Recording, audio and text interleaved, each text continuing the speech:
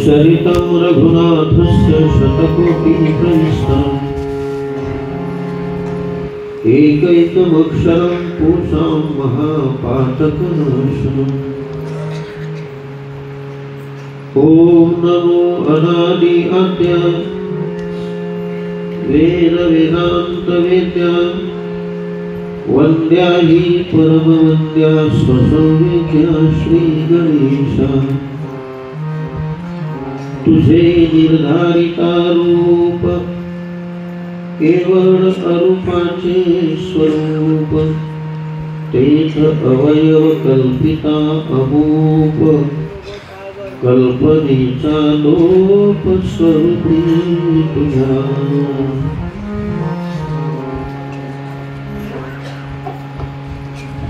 मर्यादा पुरुषोत्तम भगवान श्री प्रभु रामचंद्र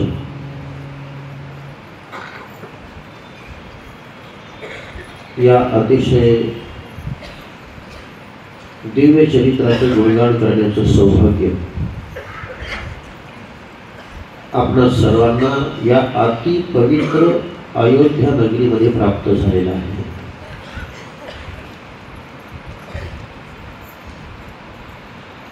आपल्या पूर्वजांनी 550 वर्षापासून ज्या क्षणाची वाट बघितली, आपल्या जीवाचं बलिदान केलं, परंतु त्यांच्या भाग्याला ज्याच्यासाठी बलिदान केलं तो क्षण तर त्यांना लाभला नाही, परंतु त्यांच्या पुण्याईनं तो क्षण आपल्याला लाभला 22 जानेवारी 2024 दिवशी।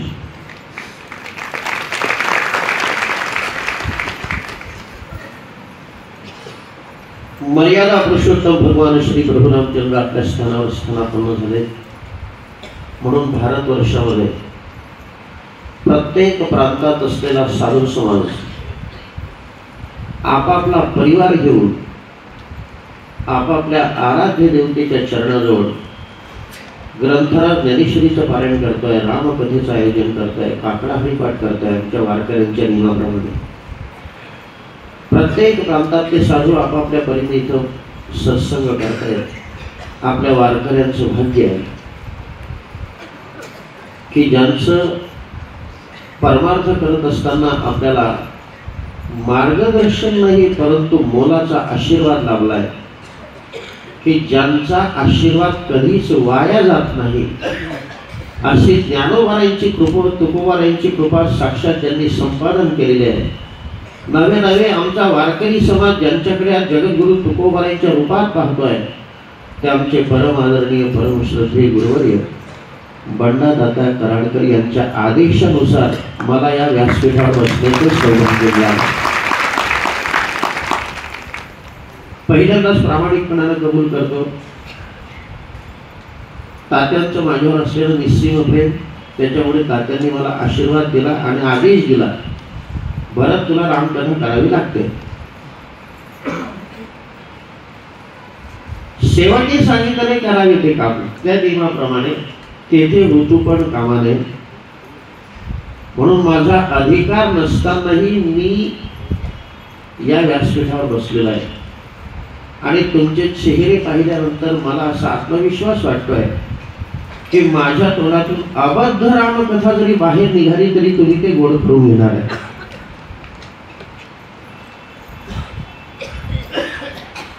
असो, आपले जे महात्मे आहेत ते प्रसिद्ध निर्मुख आहेत, परंतु तरीही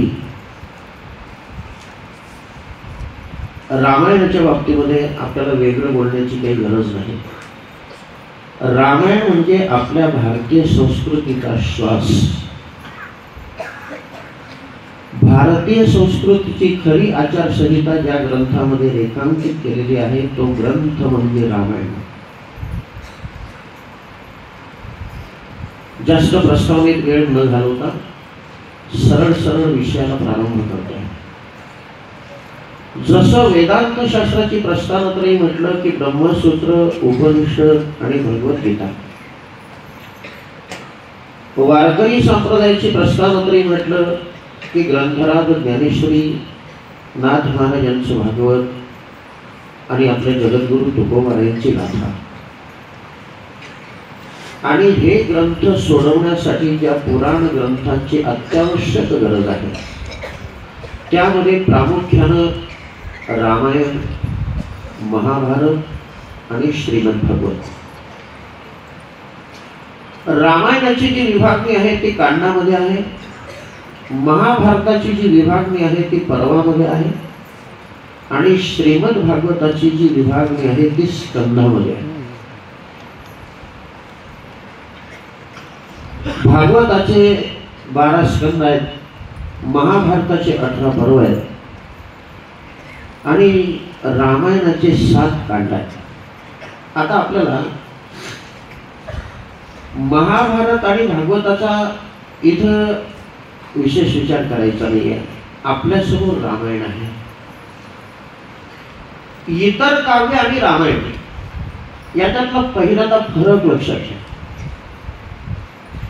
आपल्या शास्त्रामध्ये रामायण या काव्याला आपल्या विद्वानांनी एक विशेष नाव दिलेलं आहे. त्याचं नाव आहे अनागत काव्य. अनागत काव्य म्हणण्याचं कारण असं आहे की बाकीचे चरित्र असे आहेत की पहिल्यांदा व्यक्ती जन्माला आली नंतर चरित्र लिहिलं गेलं. अनागत चरित्र ते असतं की पहिल्यांदा चरित्र लिहिलं जातं नंतर व्यक्ती जन्माला येते. बाकीचे चरित्र असेच आहेत, पहिल्यांदा व्यक्ती जन्माला आली नंतर चरित्र लिहिलं गेलं. आज नामदेवराय आपल्याला हा पुरावा सादर करतायत की बोलिले वाल्मिक तैसेची करीन वर्तोनी दावीन नामा म्हणे, किंवा कोळी याची कीर्ती वाढली गहने केले रामायण रामा आधी. भगवान परशुरामचंद्र जन्माला येण्याच्या अवताराला येण्याच्या जवळजवळ 10,000 वर्ष असं त्यांच्या अमृतात वाणीतून ऐकलेलं आहे. या रामायणाची निर्मिती आहे आणि हे रामायणाचे मूळ लेखक म्हणजे महर्षी वाल्मिकी. आता भारतवर्षामध्ये प्रत्येक प्रांतात जे जे संत झाले त्यांनी आपापल्या भाषेमध्ये रामायण ग्रंथांची रचना केली. गुजराती भाषेत आहे, तामिळी भाषेत आहे. सगळ्या रामायणाची चर्चा आपल्याला करता येणार नाही. आता आपल्या व्यासपीठावर गीत रामायण आहे. उत्तर भारतामध्ये गोस्वामी तुलसीदासांचं रामचरितमानस आहे. परंतु आज आपण ज्या रामायणावर चर्चा करणार आहोत ते रामायण म्हणजे महाराष्ट्रीयन भाषेच्या गळ्यातला कौस्तुभ मणी.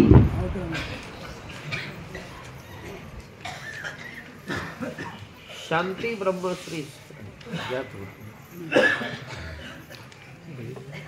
हरे राम राम राम.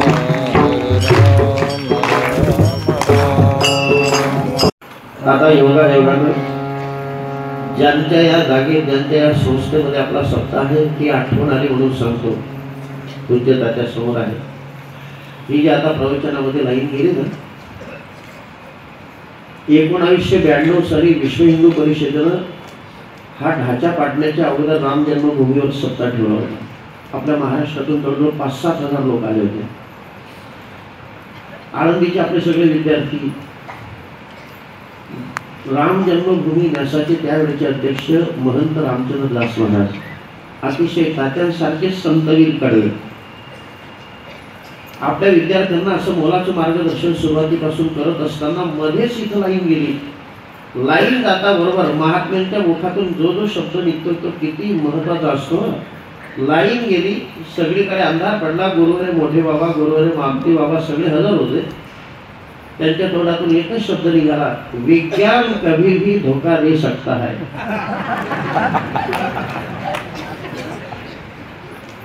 आपण अध्यात्मवादी लोक आहोत म्हणून लाईन जरी गेली तरी धीर सोडायचं नाही. आपली लाईन तुटू द्यायची म्हणजे झालं.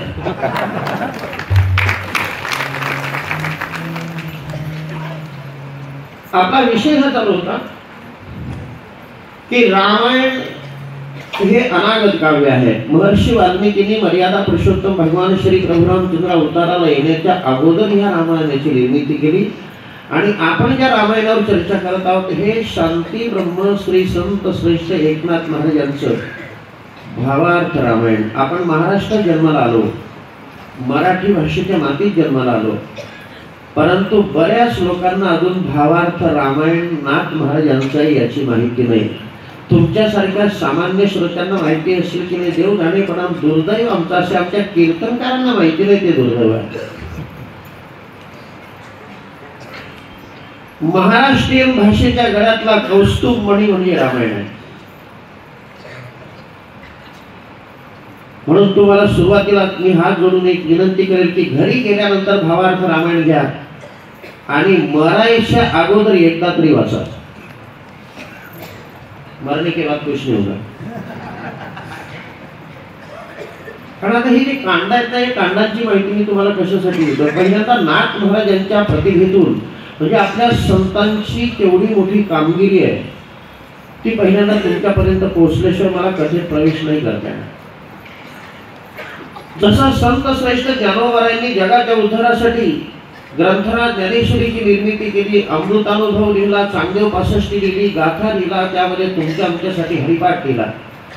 जगद्गुरु तुकोबारायांनी गाथा लिहिला, नामदेवराय वगैरे सगळ्या संतांनी गाथेची निर्मिती केली. तसं शांती ब्रह्मश्री संत श्रेष्ठ एकनाथ महाराज 15व्या शतकामध्ये महाराष्ट्रात जन्माला आलेले संत, आणि त्यांचं एकाच वाक्यात जर वर्णन करायचं झालं तर लक्ष्मी आणि सरस्वती या दोघेही देवता ज्यांच्या घरी जुन्या गोविंदानं नांदल्यात ते एक विश्वातले वैभवशाली संत म्हणजे शांती ब्रह्म एकनाथ महाराज. तर पहिल्यांदा नाथ महाराज यांच्या घरची श्रीमंती, त्यावेळेचं त्यांचं चरित्र वाचा की नाथ महाराज यांच्या वाड्यामध्ये ज्या वेळेला पोथी पुराण व्हायचं, कथा कीर्तन व्हायची, त्यावेळेला कीर्तनाला येणाऱ्या, पोथीला येणाऱ्या प्रत्येक माणसाला दररोज पुरणपोळीचं जेवण आणि परत जाताना वाटीभर खडी साखर.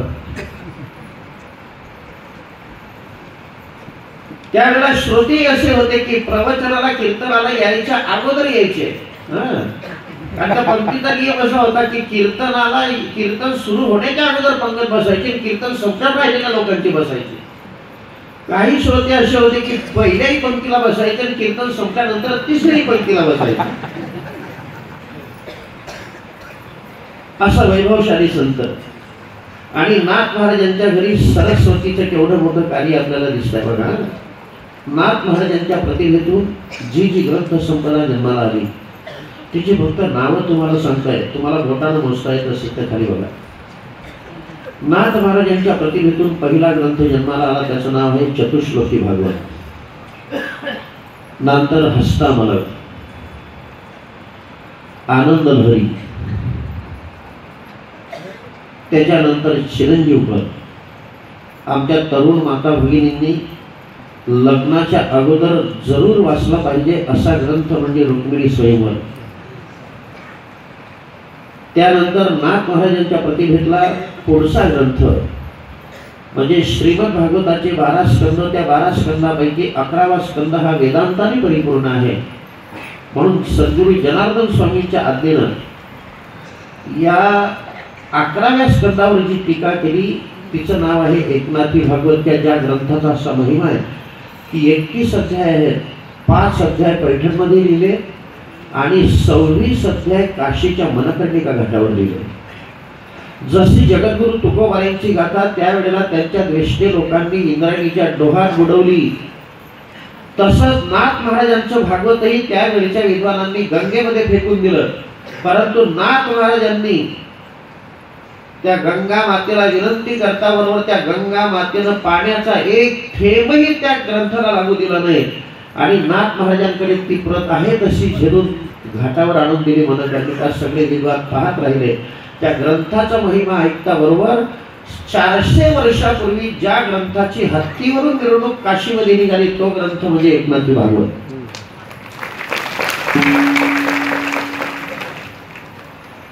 त्यानंतर अभंग, हरिपाठ, गौडणी, भारुड हा नाथ महाराजांचा मोठा ग्रंथ संग्रह. आणि नाथ महाराजांच्या जीवनातील शेवटची वाङ्मयीन कलाकृती म्हणजे आपण ज्याच्यावर आज चर्चा करणार आहोत ते भावार्थ रामायण. जसं त्रिकालदर्शी व्यास महर्षी यांनी श्रीमद भागवताच्या नंतर कुठल्याही ग्रंथाची रचना केलेली नाही.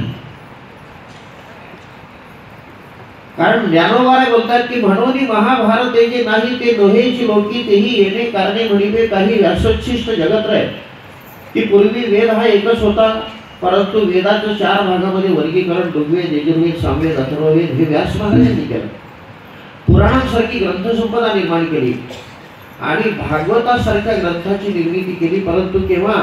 महाभारत नैमिषारण्यात लिहिल्यानंतर.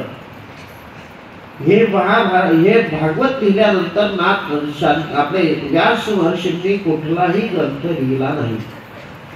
त्यासच नाथ महाराजांच्या जीवनातला शेवटचा ग्रंथ म्हणजे महाभारत रामायण.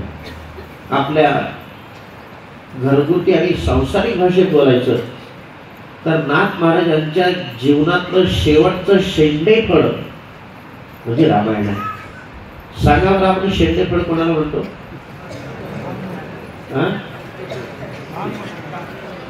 आणि शेंडे फळावर मायबापांचं किती प्रेम असतं. जसं शेंडे फळावर म्हणजे शेवटच्या आपत्त्यावर मायबापाचं खूप प्रेम, तसं नाथ महाराजांचं भावार्थ रामायणावर प्रेम.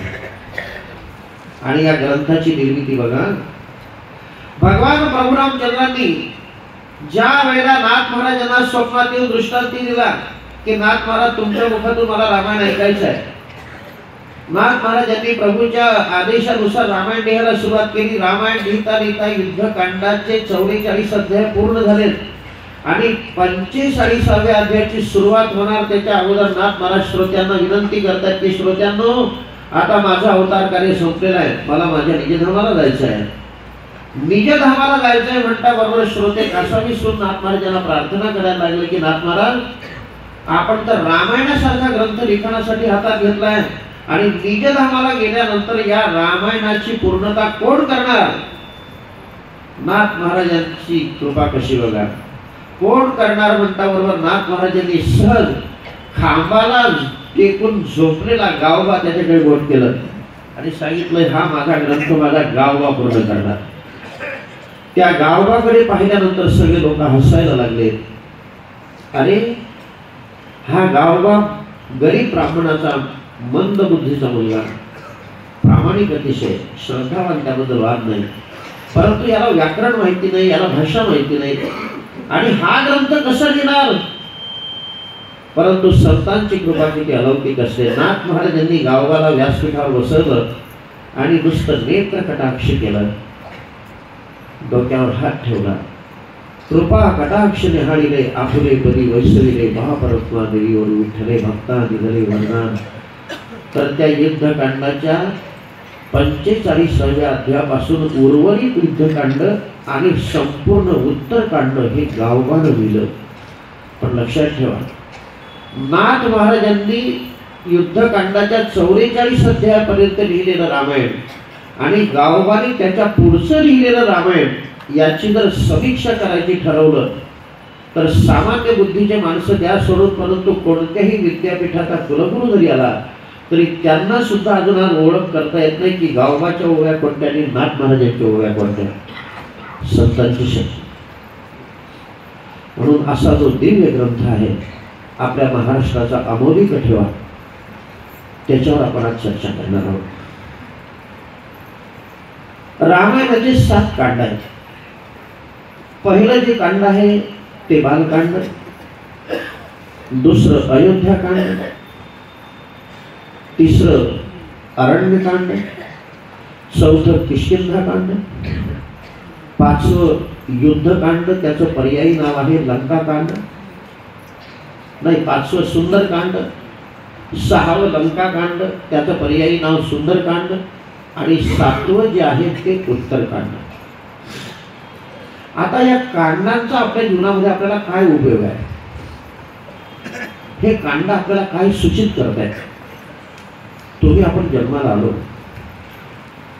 त्या देवानं आपल्याला भजनासाठी दिलेलं आहे, इंद्रिय त्याचे प्राप्ती करून देण्यासाठी दिलेले आहेत, तुकोबारांनी आपल्याला सूचित केलेलं आहे.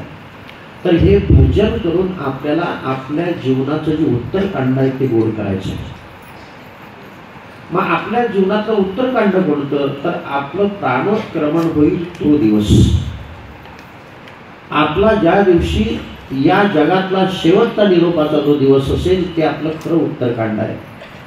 आणि ते उत्तरकांड गोड कशानं होणार आहे? आपण गेल्यानंतर आपल्या पोरांनी आपल्या उत्तरकार्याला बुंदीची पंगत सगळ्या गावाला दिल्यानंतर का, शिळ्याची पंगत दिल्यानंतर का? तर नाही. आपलं उत्तर म्हणजे शेवटचा श्वास त्यावेळेला गोड होणार आहे. अंतकालेच मामेव स्मरण मुक्त्वा करेवरम यत् प्रयाती समद्भावम याती नास्त्यत्र संशयः. अंतकाळी ज्याच्या नाम आले मुखा तुका म्हणे सुखा पार नाही. म्हणजे अंतकाळाच्या वेळेला राम आपल्या तोंडातून बाहेर निघणं, रामाचं जे उत्तुंग व्यक्तिमत्व आहे ते आपल्या डोळ्यासमोर उभं राहणं, रामाचं जे स्वरूप आहे त्याचा आठव होणं, मरते समय या विषयाचा आठव झाला तर समजायचं की आपलं उत्तरकांड आपल्याला गोड करतात. उत्तरकांड म्हणजे आपला शेवटचा दिवस, शेवटची वेळ, हे ध्यानात ठेवा. मग आता ती शेवटची वेळ, ते उत्तरकांड जर आपल्याला गोड करायचं असेल तर बाकीचे 6 कांड आपल्याला काय शिकवता येतं?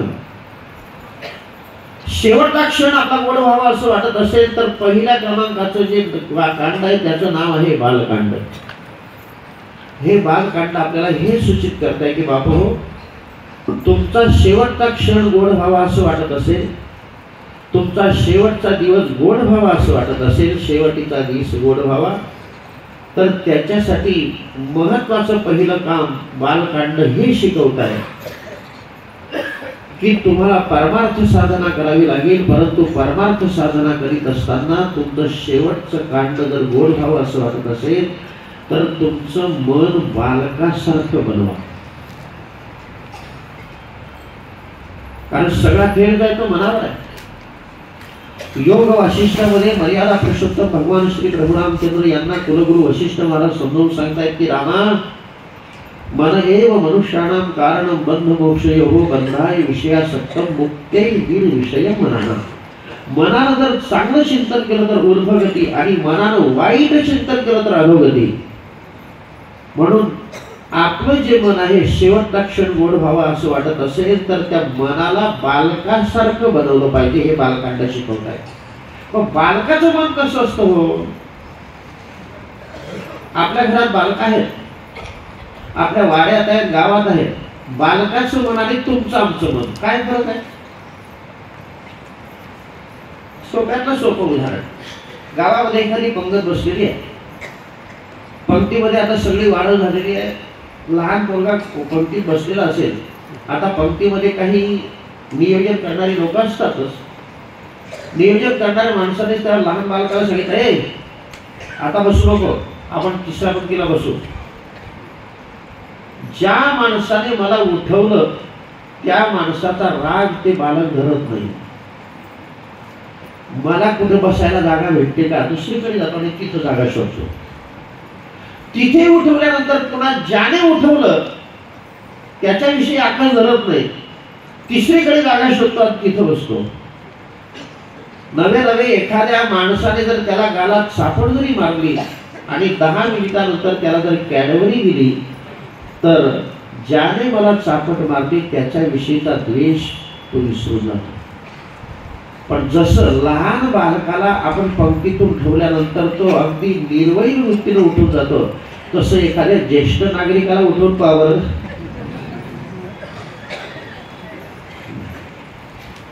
म्हणजे सांगण्याचं तात्पर्य, लहान बालकाचं मन जसं निष्काम आहे, लहान बालकाचं मन जसं निर्वैर आहे, लहान बालकाचं मन जसं आपलं कोणतेही द्वेषरहित आहे, तशा पद्धतीनं आपलं मन तुम्हाला शेवटचा क्षण गोड व्हावा असं वाटत असेल तर निर्वैर बनवा, निष्काम बनवा, निष्कपट बनवा. जर तुमचं मन निष्कपट बनलं, निर्वैर बनलं तर तुमचा शेवटचा क्षण जरूर गोड होणार. पुन्हा बालकासारखं जर तुमचं मन बनलं तर तुमची पुढची पुण्य ही फळाला येते की दुसऱ्या क्रमांकाचं जे कांड आहे त्याचं नाव आहे अयोध्या कांड. तुमचं मन जर समजा तुमचं बालकासारखं बनलं तर तुमचं शरीर प्रत्यक्ष अयोध्या बनतं, प्रत्यक्ष अयोध्या बनतं. आपल्याला अयोध्येतून परमार्थ साधना केल्यानंतर आपलं शरीर अयोध्या बनवून जायचं आहे. अयोध्या शब्दाचा अर्थ काय बघा. आपण सगळी व्याकरण शिकलेली माणसं. यामध्ये युद्ध युद्धती हा धातू आहे. युद्ध युद्धती म्हणजे युद्ध करणे आणि समोर अ हा उपसर्ग आहे. अ हा जो शब्द आहे हा नाही असा अर्थ दाखवतो. जिथं युद्ध नाही, जिथं कलह नाही, जिथं भांडण नाही, त्याचं नाव आहे अयोध्या. या अयोध्येमध्ये भांडण नाही, कलह नाही, तंटा नाही, म्हणून राम जन्माला येणार आहे. आणि जिथं भांडण असतं, जिथं कलह असतो, तिथं राम कधी जन्माला येत नाही. ज्या वेळेला अयोध्येत भांडणाला सुरुवात होते त्या वेळेला राम अयोध्येचा त्याग करतात आणि वनवासात निघून जातात. म्हणून लक्षात ठेवा, रामायणामध्ये 3 नगरे आहेत. आपल्याला 3 नगऱ्या लागणार आहेत. पहिली नगरी अयोध्या नगरी, दुसरी नगरी मिथिला नगरी, तिसरी नगरी ही लंका नगरी. अयोध्या नगरी ही वैराग्य भूमी आहे, मिथिला नगरी ही प्रेम भूमी आहे आणि लंका नगरी ही भोग भूमी. अयोध्या नगरी ही वैराग्य भूमी म्हणून तिथं ज्ञान रूपी राम जन्माला येणार आहे. मिथिला नगरी ही प्रेम भूमी म्हणून तिथं भक्ती रूपी सीता माता अवतार घेणार आहे. आणि लंका नगरी ही भोग भूमी म्हणून तिथं काम रूपी रावण, लोभ रूपी इंद्रजित, क्रोध रूपी कुंभकर्ण हे सगळे जन्माला आहे. म्हणून आपण ज्या नगरी बसलो आहोत ना, ती अयोध्या नगरी अतिशय पवित्र आहे, अतिशय पवित्र आहे. नाथ महाराजांनी भागवत धर्माची लक्षणं सांगत असताना तीर्थक्षेत्रांचा सहवास हे एक महत्वाचं लक्षण सांगितलेलं आहे. देशान पुण्यान संश्रयेत मद्भक्ती साधुभिश्रितान देवासुर मनुष्येषु मद्भक्ता चरितानिच. नाथ महाराजांच्या सोप्या ओव्या त्यावर सांगतो की आपल्या भारतवर्षामध्ये काय काय पवित्र आहे, काय काय पवित्र आहे. देश पावन कुरुक्षेत्र, अयोध्या देश अति पवित्र. आता ज्या वेळेला हा प्रसंगी हे विषयांतर न करता फक्त अयोध्या देश हा पवित्र म्हणून इथपर्यंत आला. ज्या वेळेला आपल्याला प्रसंग येईल त्यावेळेला हे सगळे पवित्र देश तुम्हाला सांग. इतका देश हा पवित्र आहे की मर्यादा पुरुषोत्तम भगवान श्री प्रभू रामचंद्र यांच्या वंशामध्ये नाही, यांचे पूर्वज जेवढे झाले तेवढे सगळे पवित्र राजे, सगळे पवित्र राजे. आणि त्यांचा पराक्रम एवढा की देव लोकांना जो विजय मिळवता येत नव्हता तो विजय मिळवण्यासाठी या मृत्यू लोकातल्या अयोध्येतल्या राजांना वर नेलं जात होतं. इतके पराक्रमी सूर्यवंशातले राजे. म्हणून अयोध्या कांड हे आपल्याला शिकवत आहे की तुमचं मन जर बालकासारखं बनलं तर तुमचं शरीर अयोध्यामध्ये म्हणजे तुमच्या हृदयामध्ये राम येणार. आता तुमचं शरीर अयोध्या बनावं असं वाटत असेल, तुमचं मन बालकासारखं बनावं असं वाटत असेल तर त्याच्यासाठी ते घरी राहून नाही जमणार ना, त्याच्यासाठी साधना करावी लागेल. मग साधना कुठे केली पाहिजे ते अरण्यकांड शिकवतं. 3ऱ्या क्रमांकाचं नाव आहे अरण्यकांड. अरण्यकांड काय शिकवतं, काय शिकवत आहे की अरण्यामध्ये वनामध्ये जसा एकांत वास असतो तसं जीवन जगत असताना आयुष्यातून तुम्ही एकदा तरी एकांत वासाचं सेवन करा. तसं वर्षातून कमीत कमी 2 महिने तरी प्रत्येक माणसाने एकांतवासात राहिलं पाहिजे. नव्या दिवसातून 10 मिनिटाचा वेळ तरी तुम्ही एकांतवासासाठी दिला पाहिजे. म्हणून तुम्हाला पहिली प्रार्थना अशी की एकांतवासात कदाचित तुम्हाला जाण्यासाठी अडचणी येत असतील. काही लोक म्हणतील महाराज आता एकांतवासात जायचं असेल तर मग हिमालयात गेलं पाहिजे, भंडारा डोंगरावर गेलं पाहिजे, भामगिरीवर गेलं पाहिजे. परंतु आमच्या पाठीमागे तर हा बायका पोरांचा पसारा वाढलाय, आम्ही कसं जाणार? तर लक्षात ठेवा, बायका पोरं सोडून हिमालयात जाणं म्हणजे एकांतवास नाही. घरादाराचा त्याग करून कुठेही एकांतात जाणं म्हणजे एकांतवास केला असं नाही. आमचे नाथ महाराज भागवतात सांगताय, घरादाराचा त्याग केला, हिमालयात गेला, परंतु हिमालयात गेल्यानंतर गावातले कुटाणे जर हिमालयात करत बसला तर नाथ महाराजांची ओवी सांगतो, तिचा अर्थ नाही सांगणार, तो तुम्ही जाणून घ्या. सकळ सांडोनी वना गेला आणि तिथे गेल्यानंतर वनिता शिंतू लागला. काय करतात एकांतवास? म्हणून तुम्हाला एकांतवास जर करायचा असेल तर आमच्या जगद्गुरूंनी ब्रह्मरस सेवन करण्याकरता जो एकांतवास केला तो करा. तुका म्हणे आम्हा एकांताचा वास, तुका म्हणे आम्हा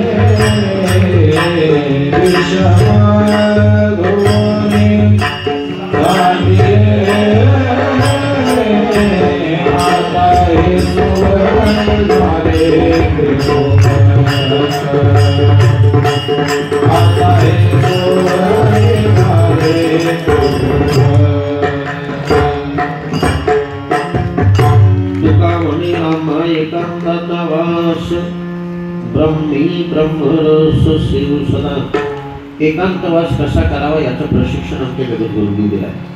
तसं नामदेवरायांच्या गाथेमध्ये पण असा एक सुंदर अभंग आहे, जवळजवळ 14-15 चरणाचा. तुम्ही ज्या घरात राहता त्या घराला तुम्ही हिमालय बनवू शकता. तुम्ही ज्या घरात राहता त्या घराला तुम्ही भंडारा डोंगर बनवू शकता. तुम्ही ज्या घरात राहता त्या घराला भांगिरी बनवू शकता.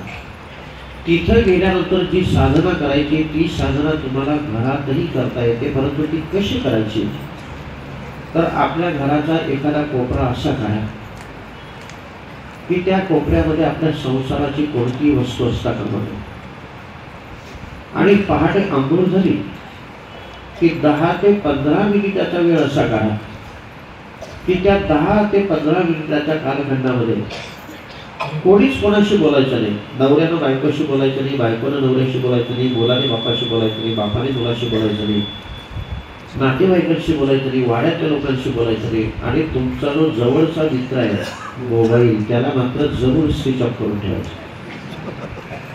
नंतर त्याचा आवाज आला की तुम्हाला बोलणं भाग पडेल. आणि बोलायचं असेल तर फक्त नामदेवराय बोलतात तुमच्या मनाशी बोला. एकांतवास करायचा आहे तुम्हाला, मनाशी काय बोलायचं तोही विषय आहे. त्या मनाला हे विचारा. क्षण एक मना बैसोनी एकांती विचारी विश्रांती कोठ्याने. लक्ष 84च्या करिता येण झाला शिनराशी गव्हाणा विडोविणा. हे मना, तू झोपेतून उठल्यापासून झोपेत जाईपर्यंत, जन्माला आल्यापासून आजपर्यंत विश्रांतीसाठी सगळीकडे फिरलास रे. तुला विश्रांती कुठे मिळाली सांग. अरे यापूर्वी तू कितीतरी जन्म गाढवाचे घेतले, कुत्र्याचे घेतले, जलचर प्राण्यांचे घेतले, भूचर प्राण्यांचे घेतले. आणि असाच जर समजा हा नित्यक्रम सुरू झाला तर हा जन्म भरण्याचा प्रवास असाच सुरू राहणार. एक एवढी कोटी कोटी फेरा. आणि ज्या नरकाच्या द्वाराजवळ गेल्यानंतर हे सगळे फेरे उगावे लागतात, त्या नरकाच्या द्वाराजवळ जाताना मना तुला लाज कशी वाटत नाही. नामदेवराच्या मनाची लाज काढतायत. अजून तो जो लाज न वाटे काही कैसी नरकाचे द्वाराशी जावे कधी. आणि शेवटी त्या मनाला जाब विचारताय की मना, ज्या लोकांना तू आपले हितकर्ते समजतो, ज्या लोकांना तू आपले पाठीराखे समजतो, ज्या लोकांना तू आपले हितचिंतक समजतो, त्यांचं स्वरूप तुझ्या लक्षात आलेलं आहे का? संतापाचे सदन शोकाचे पुतळे तेत्वा मागे गेले हितकारी. आणि जो खरा तुझा हित करताय तो जगाचा जीवलग मायबाप आपुला तोता दुराविला केशिलाच. आणि शेवटी त्या मनाला नामदेवराय अशी प्रार्थना करतायत की नाना म्हणे तुझं येतो काकुलती सोडी रे संगती वासनेची. अंतकाळाच्या वेळेला जो सूक्ष्म विचार माणसाच्या मनात असतो त्याला वासना म्हटलं जातं. आणि माऊली बोलतायत की मरणी जया जे आठवे तो तेची गती ते पावे. यज्ञ वापी स्मरण भावम त्यजत्यन्ते कलेवरम तम तमेव इति कौंतेय सदा तद्भाव भाविता. ज्या ज्या वस्तूचं स्मरण करून हा जीवात्मा देहत्याग करतो तो त्या त्या वस्तूप्रत जाऊन पोचतो. म्हणून मना, मरते समयी प्राणोत्क्रमणाच्या वेळेला तू अशुभ वासनेचा संकल्प अजिबात करू नको. एवढं तुम्ही मनाशी बोललात ना, तर हिमालयात गेल्यानंतर जो एकांतवास तुम्ही करणार आहात तो जर तुम्ही घरच्या घरी केला तर त्या हिमालयात गेल्याचं पुण्य तुम्हाला घरच्या कोणाला भेटणार.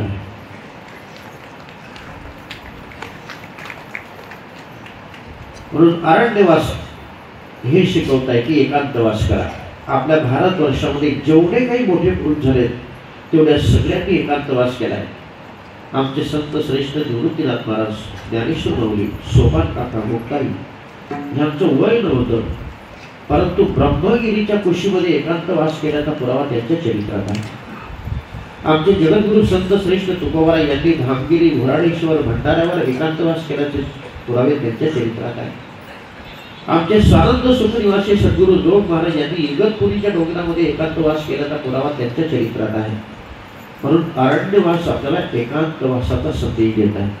पण तुम्ही एकांतवासामध्ये अशी सुंदर अशा प्रकारची साधना केली ना की तुमचा भाग्योदय असा होणार आहे की पुन्हा तुम्हाला किष्किंधा कांड हे असं शिकवताय की तुमचा भाग्योदय म्हणजे किष्किंधा कांडाप्रमाणे होणार. म्हणून लक्षात ठेवा, रामायणाचे जे 7 कांड आहेत त्या 7 कांडांपैकी किष्किंधा कांड हे रामायणाचं हृदय आहे. रामायणाचं हृदय आहे. रामायणाचं हृदय म्हणण्याचं कारण काय? आता पहिल्यांदा हृदय आपलं कुठं आहे? आपलं शरीर प्रत्येकाने अवलोकन करा. डोक्यापासून तर पायापर्यंत प्रत्येकाचं शरीर आपल्या हाताप्रमाणे होतं तर 3.5 हाताचा हे आपल्याला माहिती आहे. अवता हात का मानव देह. आणि हृदय कुठे आहे? मध्यभागी. हृदयाच्या वर खाली पार्ट आहेत, वर पार्ट आहेत, खाली काही पार्ट आहेत. खाली काही अवयव आहेत, वर काही अवयव आहेत. इतर अवयवांच्या मानानं हृदय लहान आहे का मोठं आहे? मध्यभागी तर आहेच, छोटं तर आहेच. की जशी पायाची लांबी आहे तेवढी हृदयाची लांबी आहे का? जेवढा हात लांब आहे तेवढा हृदय लांब आहे का? जेवढं आपलं डोकं मोठं आहे तेवढं हृदय मोठं आहे का? हृदय जरी मोठं नसलं, हृदय जरी लहानसा पार्ट असला, लहानसा अवयव असला, परंतु हृदयाचं महत्व असं आहे ते मध्यभागी तर आहेच, परंतु हृदय बंद पडलं की बाकीचं सगळं बंद पडतं. हृदय बंद पडलं की मोठा हात असूनही उपयोग नाही. हृदय बंद पडलं, तोंड किती बडबड करणार असलं तरी उपयोग नाही. हृदय बंद पडलं की डोळा किती सिरियल पाहायला हुशार असला तरी तो पाहू शकत नाही. हृदय बंद पडलं की बाकीचं सगळं बंद पडतं. हृदयावर ह्या सगळ्या इंद्रियांचं चलनवलन अवलंबून आहे. तसे हे सगळे जे कांड आहेत ना, या सगळ्या कांडांचं म्हणजे रामायणाचं हृदय म्हणजे किष्किंधा कांड आहे. तर जसं हृदय छोटस आहे तसं इतर कांडांच्या मानानं किष्किंधा कांड जर बघितलं तर त्याची अध्याय संख्या पण कमी आहे, ओव्यांची संख्या पण कमी आहे, गोस्वामी तुलसीदासांच्या चौपायांची संख्या पण कमी आहे. आणि त्या रामायणाला हृदय म्हणण्याचं कारण असं की मर्यादा पुरुषोत्तम भगवान श्री प्रभू रामचंद्र यांना आपले प्राणापेक्षाही प्रिय असलेले भक्त हनुमानजी यांची भेट जर कुठे झालेली असेल तर या किष्किंधा कांडामध्ये. किष्किंधा कांडाच्या अगोदर जे कांड आहेत त्या 3 कांडामध्ये हनुमानजीचं नाव नाहीये. बालकांड, अयोध्याकांड, अरण्यकांड याच्यामध्ये हनुमानजी शब्द तुम्हाला कुठे दिसणार नाही. कारण किष्किंधा कांडात प्रभूची भेट झाली तेव्हापासून हनुमानजीचा प्रताप. आणि मध्यंतरी कसं की 4थ्या क्रमांकाचं हे कांड आहे. आता एकूण रामायणाचे 7 कांड आहेत, तर मध्यंतरीचा आकडा कोणता येतो? ज्याला आपण सेंटर म्हणतो 4. म्हणजे 4च्या वर 1 2 3 आणि 4च्या खाली 5 6 7. तसं किष्किंधा कांडाच्या अगोदर बालकांड, अयोध्याकांड, अरण्यकांड, नंतर 4थ्या क्रमांकाचं, त्याच्यानंतर सुंदरकांड, लंकाकांड आणि उत्तरकांड. म्हणून रामायणाचं हृदय म्हणजे हे किष्किंधा कांड. आणि ज्याला रामाची भेट झाली त्या भक्ताला जीवनामध्ये काय कमी आहे, त्याचं जीवनच सुंदर झालं. म्हणून सुंदरकांड आपल्याला हे निर्देशित करत आहे की ज्याचं जीवन सुंदर झालं तो प्रत्यक्ष हनुमान झाला. म्हणून सुंदरकांडामध्ये भगवान प्रभू रामचंद्रांच्या चरित्रापेक्षाही हनुमानजीच्या लीला प्रामुख्याने दाखवलेल्या आहेत. म्हणून आमचे हनुमानजीचे भक्त संपूर्ण रामायण जरी नाही वाचता आलं तरी सुंदरकांडाचा मनोभावे पाठ करतात. आणि ज्याचं जीवन सुंदर झालं ना तो परमयोद्धा बनतो, परमयोद्धा बनतो. मग तो कामरूपी रावण, क्रोधरूपी कुंभकर्ण, लोभरूपी इंद्रजित यांना मारू शकतो. कारण विकारांना मारणारा योद्धा परमश्रेष्ठ मानलाय. कारण त्रिविधम नरकस्येदम द्वार नाशनमात्मनः, हे जे नरकाचे 3 द्वार आहेत, काम क्रोध लोभ, की ज्याला अजिबात दयामया नाही तरी हे काम क्रोध पाही जयाते कृपेची साठवण नाही, हे कृतांताची ठाई मानी जाती. या विकारांशी युद्ध करण्याची ताकद त्याच्यामध्ये निर्माण होते की ज्याला प्रभू रामचंद्रांची भेट झाली त्या परमयोद्ध्यामध्ये. म्हणून आमच्या हनुमानजीला प्रभूची भेट झाली म्हणून हनुमानजी कामावर विजय मिळवू शकले, क्रोधावर विजय मिळवू शकले, लोभावर विजय मिळवू शकले. आणि ज्याने काम क्रोध लोभ हे विकार जिंकलेत ना त्याचं शेवटचं उत्तरकांड गोड झालं हे म्हणायची गरज नाही, ते आपोआप गोड होत असतं. म्हणून आपल्याला बालकांडापासून तर शेवटच्या कांडापासून पर्यंत हा संदेश आहे.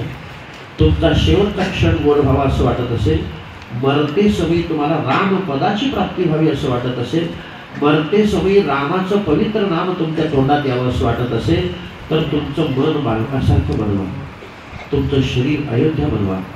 ते बनण्यासाठी एकांतवासाचं सेवन करा. एकांतवासामध्ये साधना केली की तुमचं जीवन हे किष्किंधा कांडासारखं मध्ये देवाची भेट तुम्हाला होईल.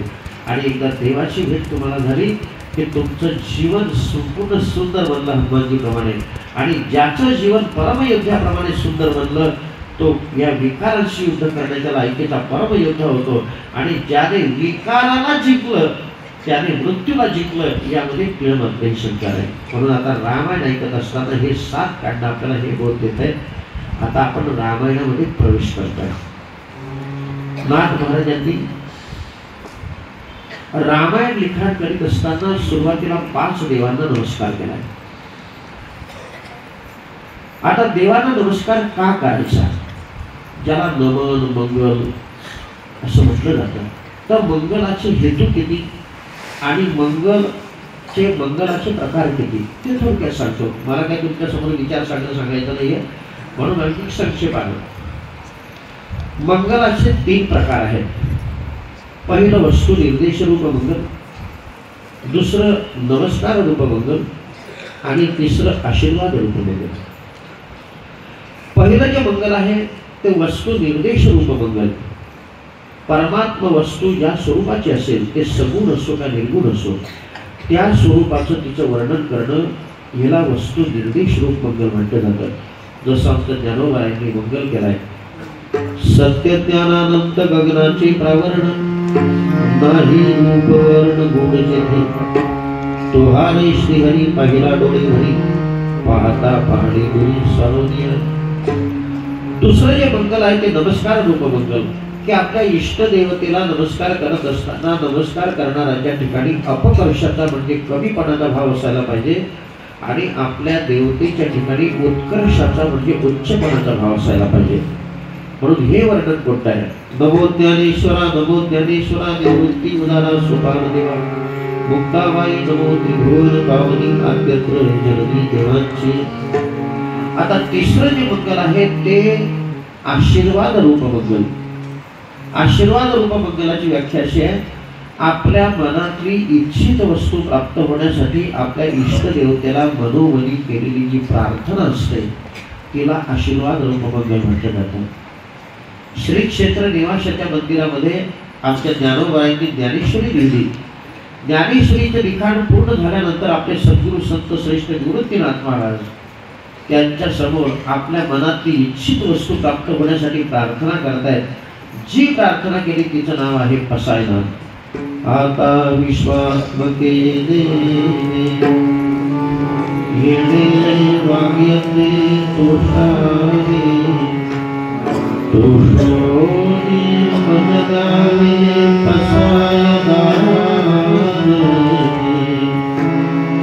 जय खडांची रंगली शानो, दया संकरवी रंगीवाहो, फूटा परस्परे करो मैत्र जीवांचे. या जगातले सर्प मरू नयेत, फक्त त्यांच्या ठिकाणी आपल्याला विषारी नाट पडावा. या जगातले विच्चू मरू नयेत, त्यांच्या ठिकाणी असलेली विषारी नांगी पडावी. तसं या जगातले खड दुष्ट मूर्ख लोक मरू नयेत, त्यांची सत्कर्माकडे प्रवृत्ती व्हावी. हे आपल्या इष्टदेवतेच्या समोर गुरुदेवांच्या समोर मनातली इच्छित वस्तू प्राप्त होण्यासाठी केलेली जी प्रार्थना आहे हिला आशीर्वाद रूप मंगल म्हटलं जातं. आता मंगल का केलं जातं, त्या मंगलाचे 3 हेतू. हाती घेतलेलं कार्य निर्विघ्नपणाने पार पडावं एवढ्यासाठी मंगल केलं जातं. दुसरं, पूर्वापार परंपरेने चालत आलेला शिष्य संप्रदाय अबाधित राहावा म्हणून मंगल केलं जातं. आणि तिसरं महत्वाचं कारण, कोणताही ग्रंथलिखाण करत असताना आपल्यावर नास्तिकपणाचा आरोप येऊ नये एवढ्यासाठी मंगल केलं जातं. आमच्या ज्ञानोबायांना मंगल करायची गरज नव्हती. आमचे ज्ञानोबाराय मंगल स्वरूप आहे. ज्ञानेश्वर मंगल मुनी सेवा करी दासी जनी, परंतु शिष्टाचार सांभाळायचा आहे. म्हणून ग्रंथराज ज्ञानेश्वरीचे लिखाण करत असताना माऊली पहिल्यांदा गणपतीचं ध्यान करतायत, गणपतीचा आठवण करतायत. ओम नमो जी आद्या वेद प्रतिपाद्या, जय जय सुसंवेद्या आत्मरूपा, देवा तुळशी गणेशु सकलार्थ प्रकाशु, तसंच नाथ महाराज भगवान प्रभुरामचंद्रांच्या लीला लिहित आहेत. परंतु त्या प्रभुरामचंद्रांचं चरित्र लिहित असताना आपल्या शिष्टाचाराला अनुसरून पहिल्यांदा गणपती बाप्पाला प्रार्थना करतायत, आपल्यावर नास्तिकपणाचा आरोप येऊ नये म्हणून. म्हणून गणपतीचं वर्णन कसं करतायत बघा. ओम नमो अनादि आद्या वेद वेदांत वेद्या, वद्या हि परमवद्या स्वसंवेद्या श्री गणेशा तुझे निर्धारिता रूप केवळ अरूपाचे स्वरूप तेथ अवयव कल्पिता अगोप कल्पनेचा लोप स्वरूपी तुझ्या। नाथ महाराज गणपती बाप्पाची स्तुती करत असताना कशी घेत आहे ना, आमचे संत कोणत्याही देवाची प्रार्थना केल्यानंतर त्या देवाला बोलायला लावतात। आमच्या नामदेवरायांची भक्ती अशी की नामदेवरायांनी नैवेद्य ठेवला की ते देव जेवला पाहिजे, दुधाचा प्याला नेला की देवाला दूध प्यायला पाहिजे। तसं आज नाथ महाराज गणपती बाप्पाची स्तुती करतायत। कशासाठी? तर ग्रंथ लिखाण करण्यासाठी। जो ग्रंथ लिखायचा आहे, जो ग्रंथ लिखाण करण्यासाठी हातात घेतलाय तो ग्रंथ मलाही ऐकायची इच्छा आहे असा आशीर्वाद शेवटी गणपती बाप्पा देतो। म्हणून ज्या देवतेची भक्ती करायची ती देवता आपल्याला आपल्याशी बोलली पाहिजे अशी भक्ती करण्याचे प्रयत्न करा, असं प्रशिक्षण घ्या।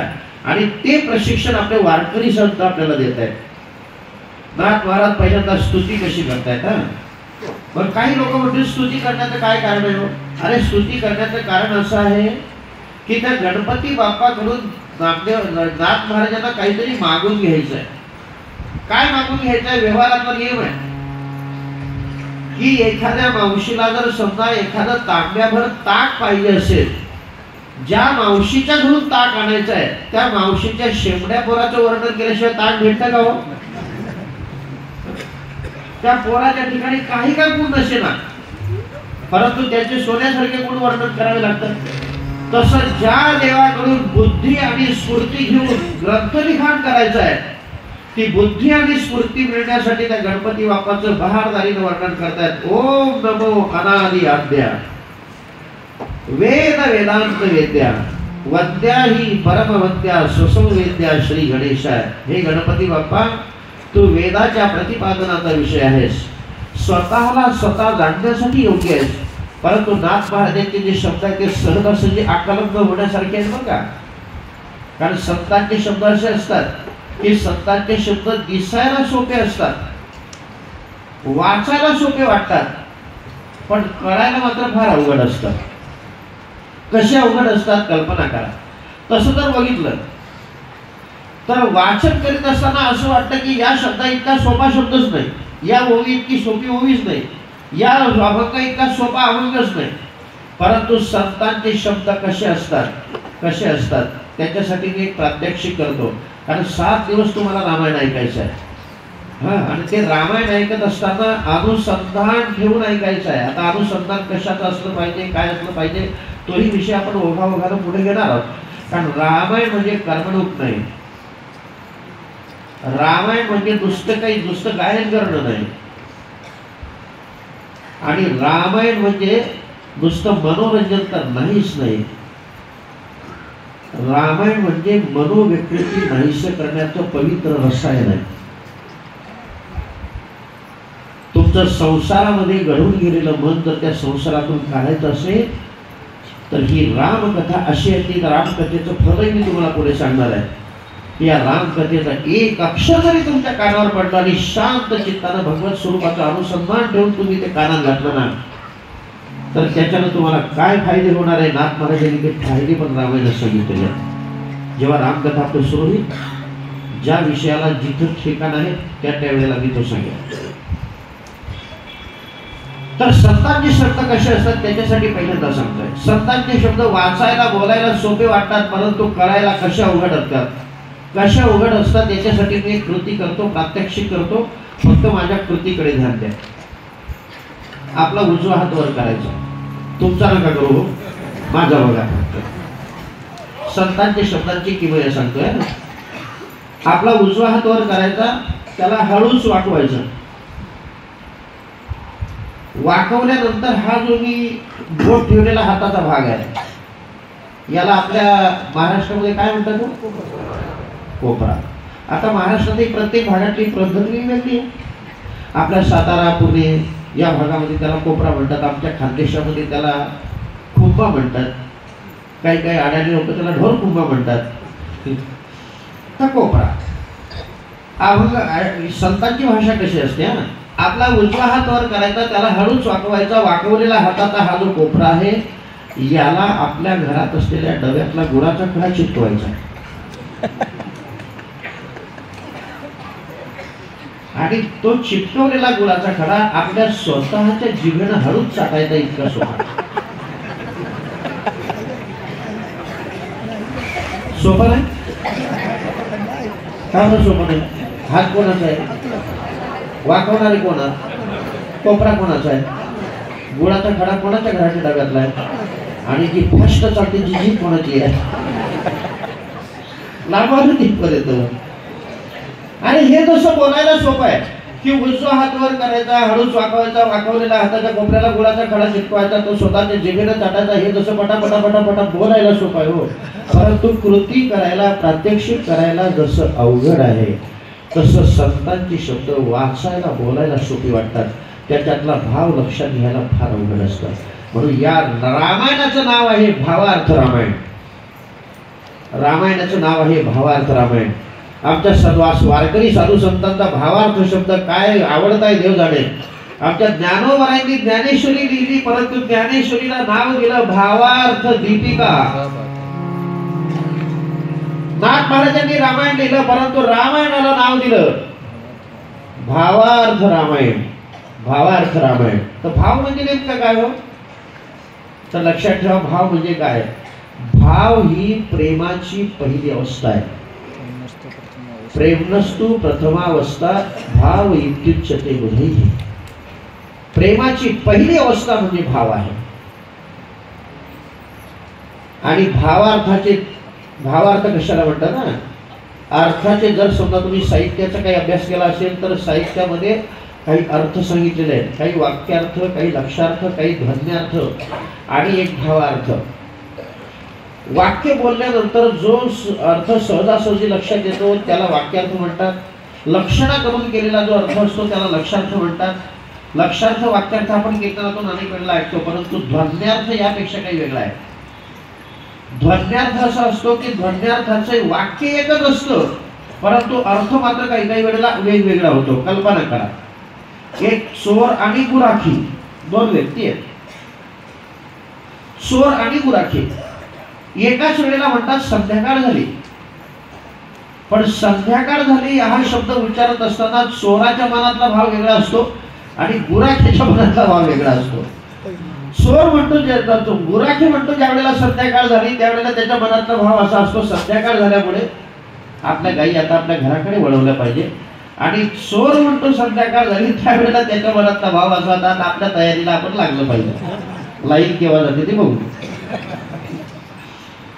परंतु हा संतांचा जो भाव आहे ना, हा भाव म्हणजे देवापर्यंत पोहोचवणार.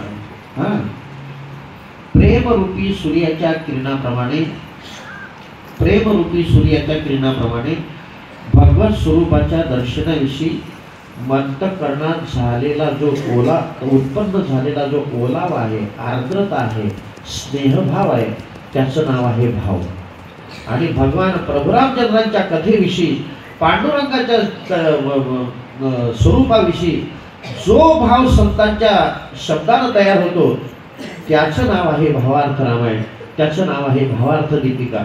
म्हणून तो भाव, तो लोणी, तो जर आपल्याला काढता आला ना तर मग भाव धरून या वाची ज्ञानेश्वरी कृपा करी हरी दयावरी. मग स्वरूपे आपण सांगेतो श्री विष्णू श्री गीता हा प्रश्न अर्जुनशी. आणि एक एक शब्द हा संशोधनाचा विषय आहे. तर काही लोक म्हणते ज्ञानेश्वरीचे पारायण आम्ही भरपूर केले, परंतु पारायण करत असताना अजून तर आमच्याला काही कृपा झाली नाही. हा, ज्ञानेश्वरीचे पारायण आपण केले, परंतु ते भाव धरून या नाही. म्हणून तो भाव पहिल्यांदा आपल्याला काढायला पाहिजे. तसा आता हे भावार्थ रामायण आहे. मग या रामायणाचा पहिला गणपती बाप्पाची कृपा संपादन करत असताना नाथ महाराजांनी एकच, आता सगळे शब्द मी तुम्हाला सांगत बसणार नाही, कारण 7 दिवसामध्ये गुरुदेवांच्या आदेशानुसार रामायण सांग असा आदेश झाल्यानंतर फक्त मला एका विषयावर विवेचन करायचं नाही, 7ही कांडांचा सारांश धावत्या रूपात का होईना तुमच्या हृदयापर्यंत पोहोचवण्याचा प्रामाणिक प्रयत्न करायचा, अगदी बालबोध पुस्तकाप्रमाणे. कारण वेदांताच्या प्रक्रिया सांगून कशाला गोंधळात पाडायची. आपल्याला जे उपयोगात आहे तेच आपल्याला बघायचं आहे. फक्त एकच शब्द सांगतो, अनादि. अनादि शब्दाचा अर्थ असा आहे, ज्याच्या आरंभाचा शेवट कोणालाही माहिती नाही त्याला अनादि म्हणतात. नाथ महाराज गणपती बाप्पाला प्रसन्न करण्यासाठी अनादि शब्द वापरत आहेत. त्याच्या स्वरूपाचे सगुण निर्गुण हे दोन अंग आहेत. अनादि शब्दाचा अर्थ असा आहे की ज्याच्या आरंभाचा शेवट कोणालाही माहिती नाही त्याला अनादि म्हणतात. मग ज्याच्या आरंभाचा शेवट कोणाला माहिती नाही म्हणजे ज्याची सुरुवात कोणाला माहिती नाही त्याला जर अनादि म्हटलं जातं, तर गणपतीची ही मंगलमय मूर्ती आपल्या डोळ्यासमोर दिसते. कधी त्याला 4 हात आहेत, कधी 6 हात आहेत, कधी 10 हात आहेत. सुंदर अशा प्रकारचं त्याने सोन्याचं रूप धारण करून सुंदर अशा प्रकारचं त्याचं उदर आहे. मग ही मंगलमय मूर्ती जन्माला आली कशी, हे सगुण साकार रूप झालं कसं. जसं मूर्ती ज्या अर्थी डोळ्याला दिसते त्या अर्थी मूर्तिकार तर आपल्याला मानावा लागतोच की नाही. मूर्तिकार जर नाही मानला तर त्या मूर्तीची सिद्धी होऊ शकत नाही. जसं मुलाला मानायचं असेल तर मायबाप हे मानावेच लागतात. मुलाची सिद्धी करायची असेल तर मायबाप हे मानावेच लागतात. मायबापाशिवाय जशी मुलाची सिद्धी नाही तशी या गणपती बाप्पाची सिद्धी कशी. अनादि शब्द काय दाखवत आहे ते याच्यासाठी गुरुदेवांच्या अमृतवाणीतून आळंदीमध्ये जे उदाहरण ऐकलं ते तुमच्यापर्यंत सांगतोय. एक भिकाऱ्याचा मुलगा बाजारपेठेमध्ये भीक मागत होता. पोरगा दिसायला गोरा गोमटाय, सुशिक्षितासारखा दिसतोय, उमेदी दिसतोय. जवळ जाऊन त्याला विचारलं की का रे बाबा, तू दिसायला गोरा गोमटा दिसतो, उमेदी दिसतो, सुशिक्षित दिसतो, परंतु तुझ्यावर भीक मागायची वेळ का आली. त्याने निराशेने उत्तर दिलं, म्हणते महाराज गरीबाला भीक मागल्याशिवाय काय गती आहे. म्हणलं का रे बाबा भीक का मागतो, तुला घरी काही शेतीवाडी वगैरे काही नाही का, घरदार काही नाही का. तो पुन्हा उत्तर देतो, म्हणते महाराज गरीबाला कसली शेती आणि कसलं घरदार. म्हटलं कदाचित हा संजय गांधी निराधारी योजनेतला असेल. पुन्हा त्याला विचारलं का रे बाबा तुझं काही शिक्षण वगैरे झालं नाही का. तो म्हणायला लागला, महाराज गरीबाला कसलं शिक्षण. म्हटलं कदाचित फी भरायला, डोनेशन भरायला याच्याजवळ पैसे नसतील म्हणून शिक्षण घेऊ शकला नसेल. पुन्हा त्याला विचारलं का रे बाबा घरी तुला भाऊ बहीण तरी आहेत की नाही. तो म्हणायला लागला, महाराज गरीबाला कसले भाऊ बहीण. म्हटलं कदाचित माय बापांना एकुलता एक असेल, एकुलता एक असेल. म्हटलं का रे बाबा आई वडिलांना एकुलता एक आहे का. पुन्हा त्याला पुढचा प्रश्न विचारला, का रे बाबा तुला घरी काही आई वडील तरी आहेत की नाही. त्याने पुन्हा निराशेने उत्तर दिलं, म्हटले महाराज गरीबाला कसं काही वडील. पुन्हा मनात विचार आला, याचे आई वडील जन्म देता बरोबर गेले असतील. म्हटलं का रे बाबा जन्म देता बरोबर तुझे आई वडील गेलेत का, वारलेत का. तो म्हणायला लागला, महाराज आई वडील मरण्याचा आणि वारण्याचा प्रश्नच नाही, मला आई वडील नव्हतेच. मग आई वडील जर नव्हते तर ही पार्सल काय आकाशातून पडले काय. अरे हा वेड्या माणसालाही समजण्यासारखा नियम आहे ना की हा 3.5 हाताचा मांसाचा गोळा जर बाजारपेठेमध्ये तुम्हाला भीक मागताना दिसतोय तर त्याला जन्म देणारे मायबाप तुम्हाला मानावेच लागतात. तसं ही सुंदर अशा प्रकारची मंगलमय मूर्ती आपल्या डोळ्यासमोर दिसते. तर हिचे मायबाप कोण सगळ्यांना माहिती आहे. भगवान शंकर पार्वती मातेचा मुलगा आहे. मग त्या भगवंताच्या सगुण निर्गुण स्वरूपाचं वर्णन करत असताना गणपती बाप्पा अतिशय प्रसन्नतेने नाथ महाराजांशी बोलायला लागला आणि बोलताय, नाथ महाराज तुम्ही एवढी मुक्त कंठानं माझी स्तुती कशासाठी करीत आहात. नाथ महाराजांनी प्रामाणिकपणाने सांगितलं, हे गणराज मला प्रभू रामचंद्रांचं चरित्र लिखाण करायचं आहे आणि चरित्र लिखाण करण्यासाठी तुझ्या कृपेची गरज आहे. कारण बुद्धी असल्याशिवाय मी काहीच करू शकत नाही आणि बुद्धीची अधिष्ठात्री देवता तू आहे. म्हणून ग्रंथ लिखाणासाठी जी बुद्धी अपेक्षित आहे ती मला तुझ्याकडून पाहिजे. तेवढ्यासाठी तुझी प्रार्थना करत आहे. रामचरित्र म्हणल्याबरोबर तो गणपती बाप्पा अतिशय हसायला लागला आणि आपल्या हातात असलेला आनंदाचा मोदक नाथ महाराजांना दिला आणि सांगितलं, नाथ महाराज माझी पण बऱ्याच दिवसापासून रामायण ऐकायची इच्छा आहे. मला पण रामायण ऐकायचं आहे, तेही तुमच्या मुखातून ऐकायचं आहे. तुम्ही रामायण लिहायला सुरुवात करा. रामायण लिखाणासाठी जे काही बुद्धी लागेल ती तुम्हाला पुरवली म्हणून समजा. गणपती बाप्पाची प्रसन्नता आपल्या नाथ महाराजांनी मिळवली. मग आता दुसरं स्तवन करतायत, दुसरी प्रसन्नता मिळवतायत सरस्वती मातेची. कारण शब्दाचं भांडार सरस्वती मातेकडे आणि ग्रंथ लिखाण करायचं असेल तर शब्द पाहिजे ना. म्हणून त्या सरस्वती मातेचं वर्णन कसं करतात. आता वंदू सरस्वती जे चित्त चेतना चैतन्य शक्ती अमूर्ताची मूर्ती स्वरूप जिचे शुक्लां ब्रह्म विचारसार परमात्म्यं जगद्व्यापिनीं वीणा पुस्तक धारिणीं भयनां काट्यन्नकारापहां हस्ते स्फाटिक मालिकां विदधतीं पद्मासने संस्थितां वन्दे तां परमेश्वरीं भगवतीं बुद्धिप्रदां शारदां. हे माते, शब्दाचा भांडार तुझ्याकडे आहे. मला प्रभू रामचंद्रांचं चरित्र लिखाण करायचं आहे, म्हणून त्या चरित्र लिखाणासाठी जेवढे काही शब्द आहेत ते मला तुझ्याकडून अपेक्षित आहे. सरस्वती माताही प्रसन्न झाली आणि मग नाथ महाराजांना त्यांनी ते शब्द पुरवले आणि सांगितलं मलाही रामायण ऐकायची इच्छा आहे, लवकर रामायण सुरुवात करा. आता तिसरं नमन करतायत साधू संतांना, चौथं नमन करतायत आपल्या कुळाची कुळदेवता. आपल्या कुळदेवतेचं फार महत्व असतं बरं का. तर नाथ महाराज आपल्या कुळाची जी कुळदेवता आहे तिचं नाव आहे रेणुका माता. तिचं नमस्कार करतायत आणि तिची कृपा संपादन करतायत. आणि शेवटचं नमन करतायत की ज्यांच्या कृपेशिवाय कोणतंही कार्य सिद्धीला जात नाही ती शक्ती म्हणजे श्री गुरु सारिखा असता पाठी राखा इतरांचा लेखा कोड करी राजयाची कांता काय भीम मागे मनाची आरोग्य सिद्धी पावे. किंवा गुरुर् ब्रह्मा गुरुर्विष्णू गुरुर्देवो महेश्वरा गुरु साक्षात परब्रह्म तस्मै श्री गुरुवे नमः. आपले सद्गुरु संत श्रेष्ठ जनार्दन स्वामी महाराज त्यांच्या चरणावर नतमस्तक होऊन त्यांची कृपा संपादन करतात.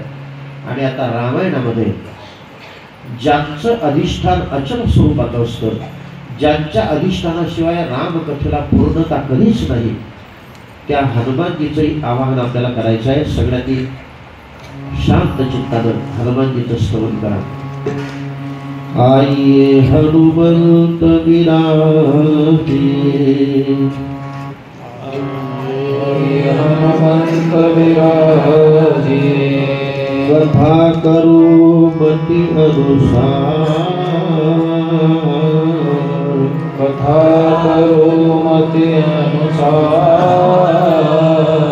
प्रेम सहित गति भरो प्रेम सहित गति भरो पधारिए पवन कुमार पधारिए पवन कुमार. पवन सुत हनुमान जी महाराज की जय. आपल्या सांप्रदायिक नियमाप्रमाणे सर्व देवतांचं स्तवन आपलं झालेलं आहे. आता रामायणात प्रवेश. कारण मी ज्या अवांतर गोष्टी ते सगळे बाजूला काढतोय, फक्त कथाचं अनुसंधान आपल्याला साधायचं आहे. प्रत्येक रामायणाची सुरुवात वेगवेगळ्या घटनाक्रमाने दाखवलेली. वाल्मिकी रामायणाचा जो प्रारंभ आहे तो वेगळ्या पद्धतीने, सिद्धांत जो आहे त्याला कुठेच बाद नाही आहे. जरी रामायण करते अनेक झाले, त्यांनी वेगवेगळे रंग आपापल्या कलाकुसरीनं भरत असतील, परंतु कोणत्याही रामायण कर्त्याने जी चौकट ठेवली ती फक्त महर्षी वाल्मिकांचीच. महर्षी वाल्मिकांची चौकट.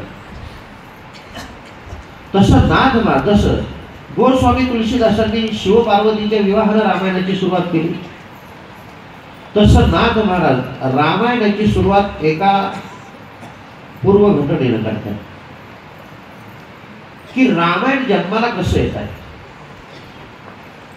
रावणाचे नित्यांकित सुरवर झाले समस्त.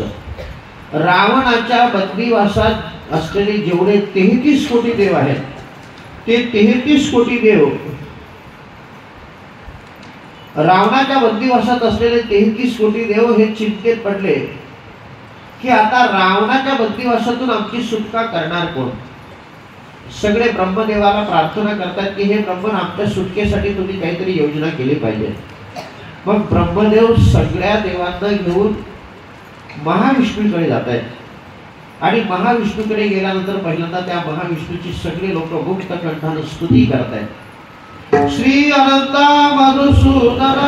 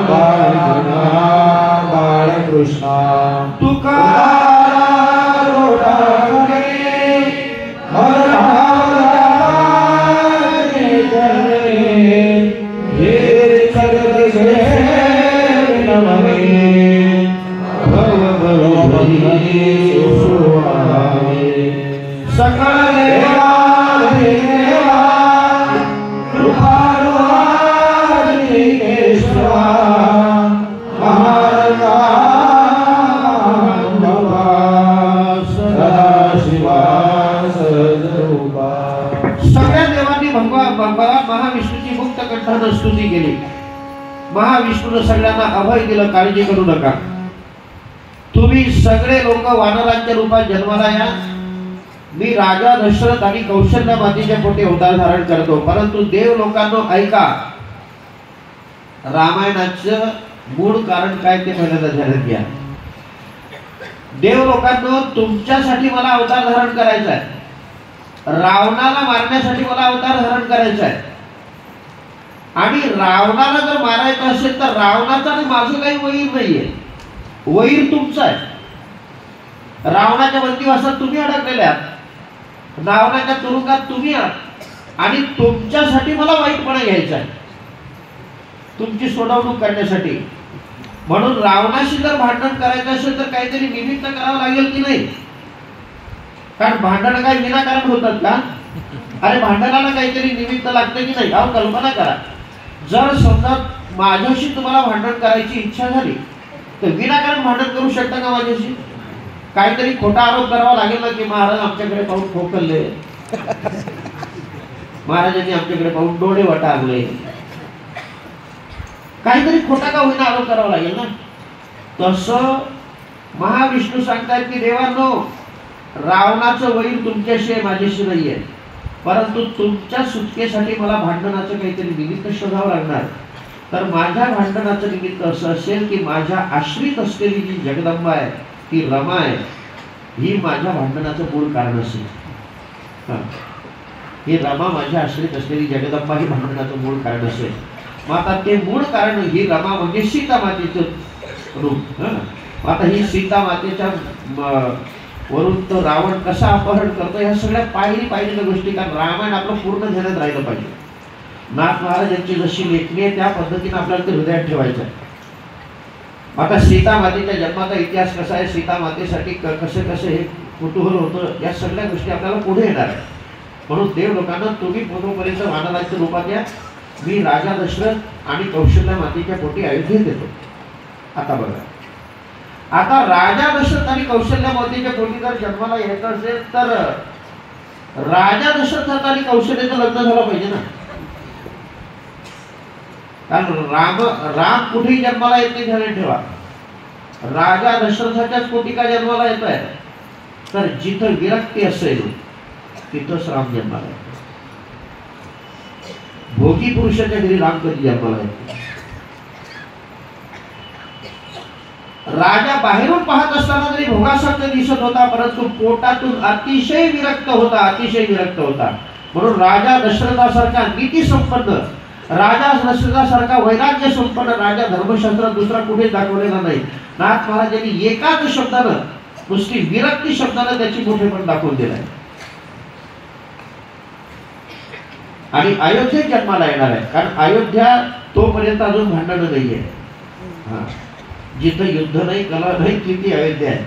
म्हणून ही जागा त्या देवाने निश्चित केली. अयोध्या देश अति पवित्र. मग आता राजा दशरथाला 700 पत्न्यांव्यतिरिक्त 3 पत्न्या. पहिली कौशल्या, दुसरी सुमित्रा, तिसरी कैकेयी. आता राजा दशरथाने या तिन्ही राण्यांशी लग्न केलंय, परंतु तिघांशीही लग्न करण्याचं कारण वेगवेगळं दाखवलेलं आहे. नाथ महाराजांनी जसं दाखवलं तसं माझ्या मनात मी काही सांगणार नाही, कारण हे व्यासपीठ आहे आणि त्याच्या त्यात गुरुदेव समोर असल्यामुळे आम्ही तर काही वेगळं बोलणारच नाही. जे ग्रंथात आहे मात्र ते तुम्हाला आधार का होईना जसं बोलता येईल तसं बोलण्याचा प्रयत्न करू. राजा दशरथाला 700 पत्न्या व्यतिरिक्त 3 पत्न्या, पहिली कौशल्या, दुसरी सुमित्रा, तिसरी कैकेयी. तिघही राण्यांशी राजा दशरथानं लग्न केलं, परंतु तिघांशीही लग्न करण्याचं कारण मात्र वेगवेगळं होतं. नाथ महाराज कारण असं सांगतायत की कौशल्याशी लग्न केलं ती धर्मपत्नी म्हणून, सुमित्रेशी लग्न केलं ती साध्वी आणि पतिव्रता म्हणून, आणि कैकेयीशी लग्न केलं ती केवळ ब्युटिफुल म्हणून. बाकी काही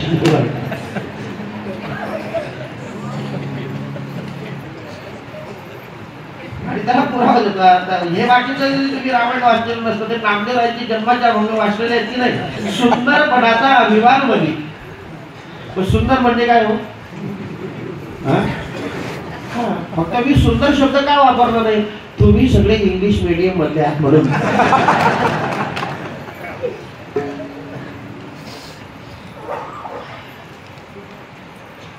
परंतु संतती नसल्यामुळे तो बिचारा निराश होता. पुत्रहीन सनी राज्यम सर्वं दुःखाय कल्पते.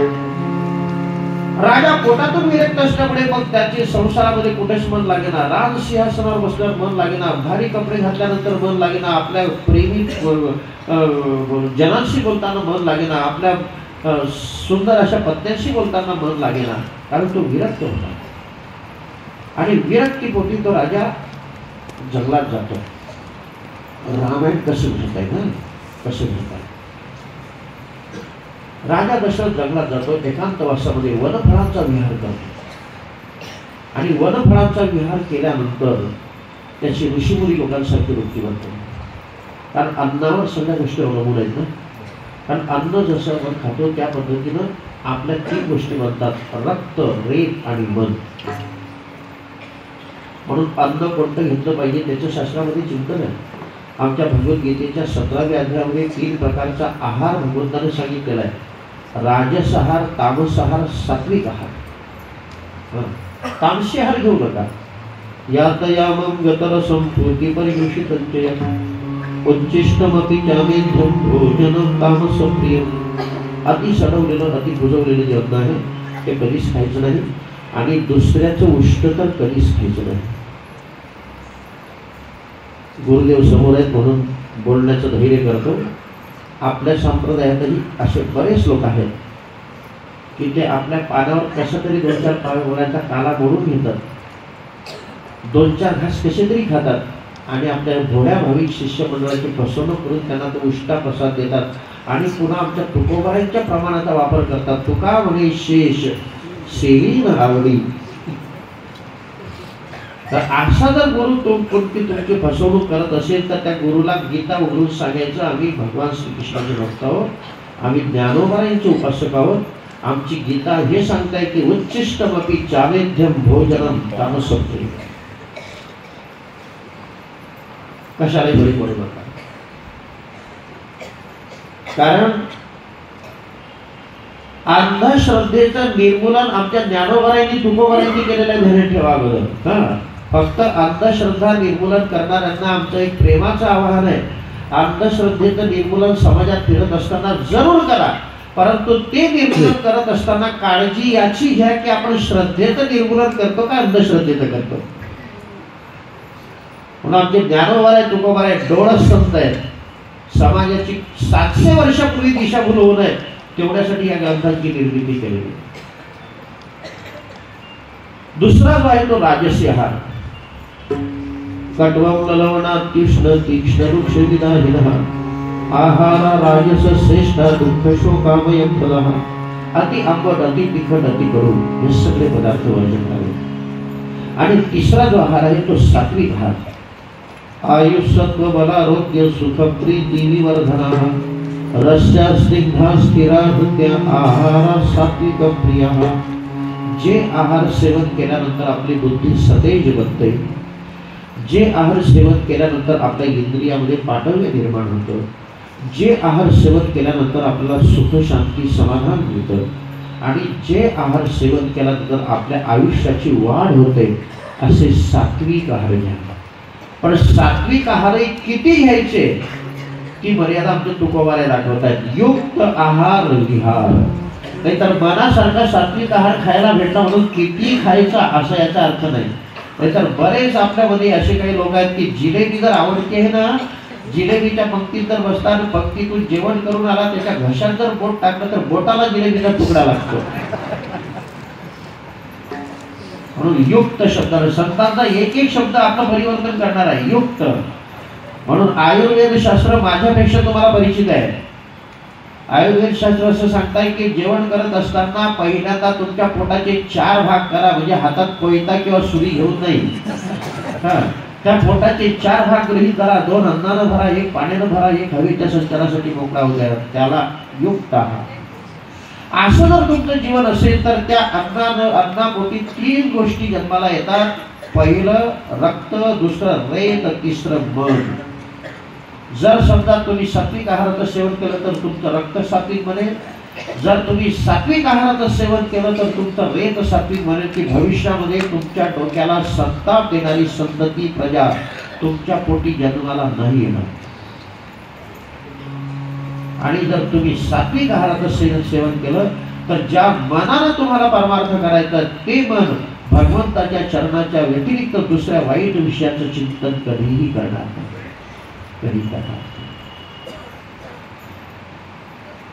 तो राजा दशरथ वनफळांचं सेवन करायचा, कंदमुळं सेवन करायचा.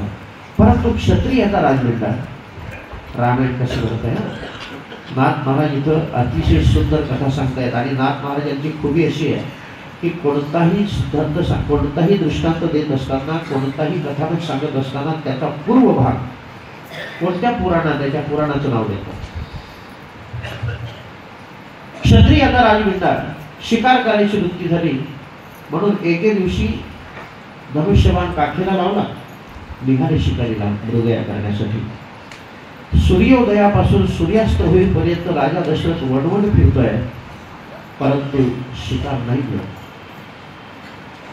विचार करतायत आपण म्यानमधून तलवार तर बाहेर काढली आहे.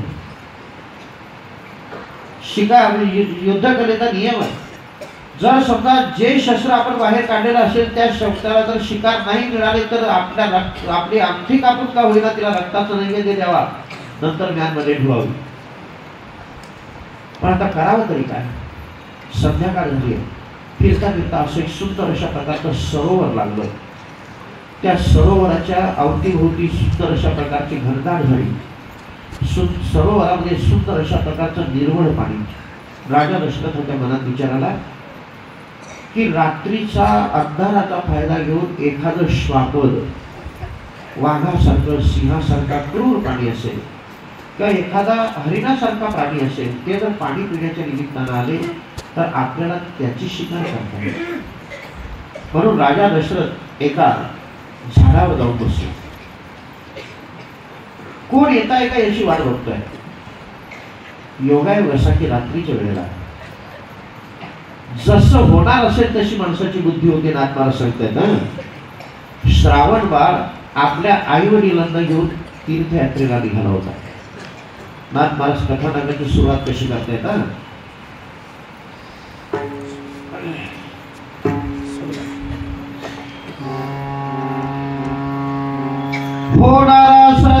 बुद्धी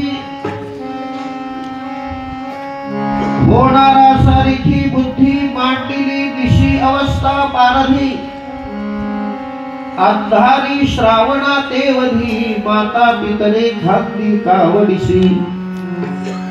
जरा कथानक ऐका, कदाचित तुमचा बुद्धिभेद होण्याची शक्यता आहे, पण नाथ महाराजांची लेखणी आहे, माझा नाही इलाज आहे. नाथ महाराज बोलताय की जसं घडणार असेल तशी काही वेळेला परमश्रेष्ठ माणसाची बुद्धी होते, पुढे काय घडणार असेल तशी बुद्धी त्या राजा दशरथाला झाली आणि त्याने पारध्याचं रूप म्हणजे ते मृगया करणाऱ्याचं शिकाऱ्याचं रूप घेऊन झाडावर जाऊन बसला. आणि योगायोग असा की रात्रीच्या वेळेला कोणीतरी जनावर एखादं श्वापद पाणी पिण्याकरता येईल म्हणून तिथं त्या हेतूने तिथं बसलेला असताना अंधारी श्रावणा तेवधी माता पितरे खांदी कावडीसी. श्रावण बाळाच्या आई वडिलांना तहान लागते, ते तहान भागवण्यासाठी पाणी घेण्याकरता श्रावण बाळ तिथे जातो, ती झाडी पाण्यात बुडवतो. राजा दशरथ हा लक्षवेधी बाण सोडणारा, लक्षवेधी बाण सोडणारा. लक्षवेधी बाण म्हणजे तो स्वतः व्यक्ती बघत नाही, आवाजाच्या दिशेने बाण सोडतो, त्याला लक्षवेधी बाण सोडणारा म्हणतात. आपण लक्षवेधी बाण सोडणारे नाहीत, आपण इतके नेमबाज आहोत की आपल्या डोळ्यासमोर एखादा कुत्र जर दरवाजावर आला आणि आपण त्याला 10 दगड जरी मारले तरी 10 फुटावर एकही दगड आपला लागत नाही, आपण इतके तीक्ष्ण आहोत. परंतु राजा दशरथ तसला नाही, ज्या दिशेनं आवाज येत होता त्या दिशेनं बाण सोडता बरोबर ते कोणता का पशु असेना तो गेलाच पाहिजे. पण कथानक कसं आहे, घोडारा सारखी बुद्धी मांडली दिशी अवस्था पारधी अंधारी श्रावणा तेवधी माता पितरे खांदी कावडीसी. अंधारामध्ये श्रावणाच्या खांद्यावर माता पितर असताना त्या श्रावणाची हत्या झाली. कारण भावार्थ रामायण आहे त्याच्याशी, बरं काय भावार्थ रामायण आहे, मी बोलतो ते खरं आहे का? ज्या वेळेला श्रावण बाळाची हत्या झाली त्यावेळेला त्यांचे आई वडील कुठे होते? जरा मोठ्यानं बोला ना. झाडाखाली ठेवलं, कारण झाड आपण कथा ऐकते ना, झाडाखाली त्यांना ठेवलं आणि मग तो श्रावण बाळ पाणी घालण्याकरता गेला.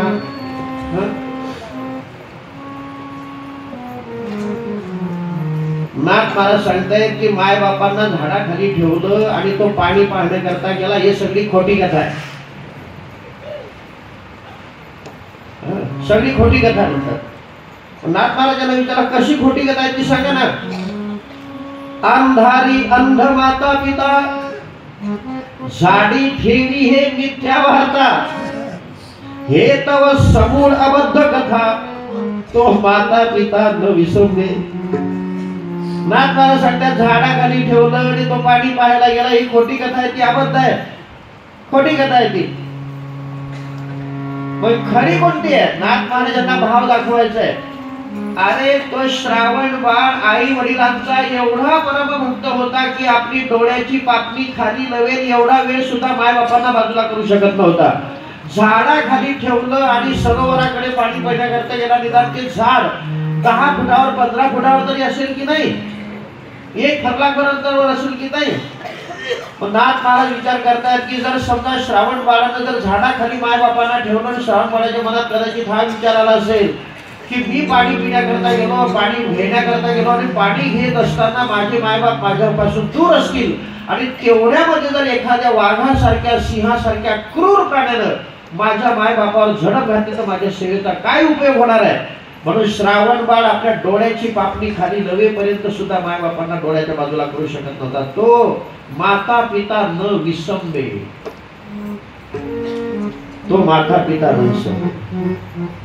अंधारी अंध माता पिता झाडी ठेवी हे मिथ्या वार्ता, हे तव समूळबद्ध कथा, तो माता पिता न विसंबे. लौकिकाची वार्ता काही असू द्या, लोकांमध्ये वार्ता ही आहे, लौकिकाची लोकवार्ता. श्रावणे माता पितरे कावडी ठेविता, हे तव समूळबद्ध कथा. नाथ महाराजांना भाव असं दाखवायचे की त्या श्रावण बाळाच्या आई वडिलांची भक्ती दाखवायची आहे. योगायोग असा की आई वडील खात्याशी असताना श्रावण त्या दशरथ राजानं बाण सोडला, बुडबुडू कमंडलूच्या शब्दी ती पाण्यामध्ये झाडी बुडवता बरोबर बुडबुड बुडबुड बुडबुड आवाज आला आणि त्या दिशेनं राजा दशरथानं बाण सोडला. बाण सोडता बरोबर तो बाण कसा गेला, तो बाण असा सुसू करत नाही गेला. नाथ महाराज बोलताय की तो राजा दशरथाचा बाण होता, तो राम नामाचा जप करत गेला, राम नामाचा जप करत गेला. आणि तो राम नामाचा जप करणारा बाण श्रावणाच्या छातीत जाता बरोबर श्रावण बाण विचार करतोय, अरे असा कोण परम योद्धा आहे की ज्याचा बाण रामनामाचं स्मरण करतोय, असा कोण परम योद्धा आहे की ज्याचा बाण सुसू करत नाही, रामनामाचा जप करतोय. तो रामनामाचा जप करणारा बाण श्रावण बाळाच्या छातीत जाता बरोबर त्या श्रावण बाळाला आपली देहावरची ममता सुटली, आपल्या आई वडिलावरची ममता सुटली आणि भगवत स्वरूपाचं अनुसंधान लागलं आणि तो रामनामाचं स्मरण करणाऱ्या बाणाच्या शब्दामध्ये याच्या तोंडातून शब्द निघाले, हे राम. आणि ते राम शब्द येता बरोबर त्या श्रावणाची प्राणज्योत मालवली आणि हे शब्द राजा दशरथाच्या कानावर पडले. राजा दशरथ विचार करता की कोणत्या तरी साधूचं हे वचन आहे. राजा दशरथ सर सर सर सर झाडाच्या खाली उतरला, पाहतो एका गरीब ब्राह्मणाच्या मुलाची हत्या माझ्या हातून झालेली. पण लक्षात ठेवा, नाथ महाराज असं सांगतायत, ब्रह्महत्या ज्याच्या हातून झाली त्याला फार मोठं पाप लागतं, परंतु राजा दशरथ इतका पवित्र होता की त्याचा बाण रामनामाचं स्मरण करत जात होता तरी त्याला ब्रह्महत्येचा डाग कधी लागला नाही, ब्रह्महत्येचा डाग लागला नाही. शेवटी श्रावण बाळाचे आई वडील त्याला शाप देत आहेत की राजा, आज जसं आमच्या पोराचं मरण डोळ्यासमोर आम्ही पाहतोय, अंधारी अंध माता पिता आहेत, आंधळे आहेत, तीर्थयात्रेला निघालेले आहेत, ब्राह्मण आहेत, अतिशय तपस्वी आहेत, ते शाप देत आहेत की राजा, अरे जसं आज पुत्र वियोगाचं दुःख सहन करून आम्हाला आमचे प्राण त्याग करावे लागतात, तसं तुलाही पुत्र वियोगाचं दुःख सहन करावं लागेल, पुत्र वियोगाचं दुःख सहन करावं लागेल, असं शाप देता बरोबर राजा दशरथाला शाप ऐकल्यानंतर दुःख होण्याच्या ऐवजी अनंत पटीने आनंद झाला. का आनंद झाला की शाप देणारे वृद्ध माता पिता आहेत, त्यातल्या त्यात तपस्वी आहेत, त्यातल्या त्यात ब्राह्मण आहेत आणि मरते समय शाप देणार आहेत, यांच्या तोंडातला शब्द कधी खोटा ठरणार नाही. म्हणजे मला पुत्र संतती होणारी निश्चित, पुत्र संतती होणारी निश्चित. मग या दोघेही माता पित्यांनी श्रावण बाळाकडे पाहून आपले प्राण सोडले. राजा दशरथानं या तिघांचेही उत्तर कार्याचे कार्यक्रम आपल्या स्वतःच्या हाताने केले, तिघांनाही अग्निसंस्कार केले. आता बघा, आता श्रावण बाळ आणि त्याचे आई वडील कोण होते? नाथ महाराज त्यांचं ऋणानुबंध सांगतायत. प्रत्येकाचे ऋणानुबंध आहे, प्रत्येकाचे ऋणानुबंध आहे. अरे आज तुम्ही एवढ्या मोठ्या संख्येने अयोध्येत आलात, यात्रा काढणारे भरपूर लोक आहेत, परंतु तुम्ही आमच्या पूज्य तात्यांसोबतच का आलात? कोणत्या तरी तुमच्या जन्माचे ऋणानुबंध आहे.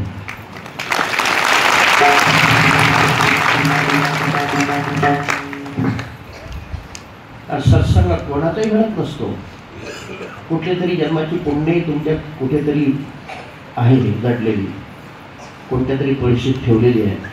म्हणून योग्य मार्गदर्शक परमार्थ करताना तुम्हाला लाभले कुठले तरी ऋणानुबंध आहे.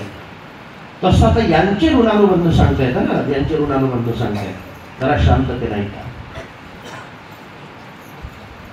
एक असं सुंदर अशा प्रकारचं सरोवर, त्या सरोवराच्या अवतीभोवती घनदाट झाडी, त्या झाडावर एक पक्ष्यांचं युग्म म्हणजे जोडप राहत होतं. जलचर पक्षियांचे युग्म त्यासी एका मीनाशी भरून, आणि त्या सरोवरामध्ये काही मासे राहत होते. त्यामधल्या एका माशाचं त्या पक्षाच्या जोडप्याशी मैत्रत्व होतं. योगायोग असा की असं अवर्षण पडलं आणि त्या सरोवरातलं संपूर्ण पाणी आटलं. पाणी आटल्यामुळे मासोळीचे जीवन पाण्याविना मासोळी जीवन जगू शकत नाही. तो जो पक्षी होता तो या माशाचा मित्र होता. तो विचार करताय, देवानं आपल्यावर दया केलेली आहे, आपल्याला पंख दिलेले आहेत. जर समजा आपल्याला तहान लागली तर आपण इथून दुसरीकडे उड्डाण करून आपली तृषा भागवू शकतो. बिचारा माणसाला तसं काहीच नाही ना, हा बिचारा पाणी वाचून मरणार, पण आपण याचे मित्र. आणि संकट समयी मित्राला मदत करणे हे आपलं काम आहे. म्हणून याचे जीव वाचवण्याकरता आपण प्रयत्न केले पाहिजे. पण काय प्रयत्न करायचे? आपल्याला शक्य होईल त्या पद्धतीने याला चोचीत उचलू आणि याची तृषा भागवण्याकरता दुसऱ्या मोठ्या सरोवरात घेऊन जाऊ की याचा जीव वाचेल. म्हणून बघा आता त्या पक्षानं खाली आला. खाली आल्यानंतर तो पाण्याविना तडमडणारा मासा त्याला आपल्या चोचीत पकडला. चोचीत पकडल्यानंतर सुंदर अशा प्रकारचं चांदणं पडलेलं आहे. पौर्णिमेची रात्र आहे आणि त्या चांदण्याच्या उजेडातून त्याला घेऊन चालला. सुंदर अशा प्रकारचं एक नवखंड लागलं, म्हणजे एक अरण्य लागलं, वन लागलं. नाथ महाराज त्याला नवखंड म्हणताय. असा सुंदर गाठा सुटलेला आणि वावटणी आली. त्या वावटणीमध्ये एक वेलू कांड. वेलू कांड म्हणजे बांबूचं वाढलेलं कांड, छोटंसं पेरकांड. ते असं उडत उडत आलं. उडत आल्यानंतर अचानक ते या पक्ष्याच्या चोचीमध्ये असलेला माशाला लागला. आता पहिल्यांदाच पक्षी त्याच्या चोचीत ताकद तरी किती. तो वेलू कांडाचा धक्का लागता बरोबर तो मासा यांच्या चोचीतून निसटला आणि जमिनीवर पडला. आता पहिल्यांदाच बिचारा पाण्या वाचून तडमडलेला आणि इतक्या वरून पडता बरोबर खाली पडता बरोबर त्या माशाचा जीव गेला, प्राण गेला. हा पक्षी खाली उतरला. आपला मित्र तर गेला.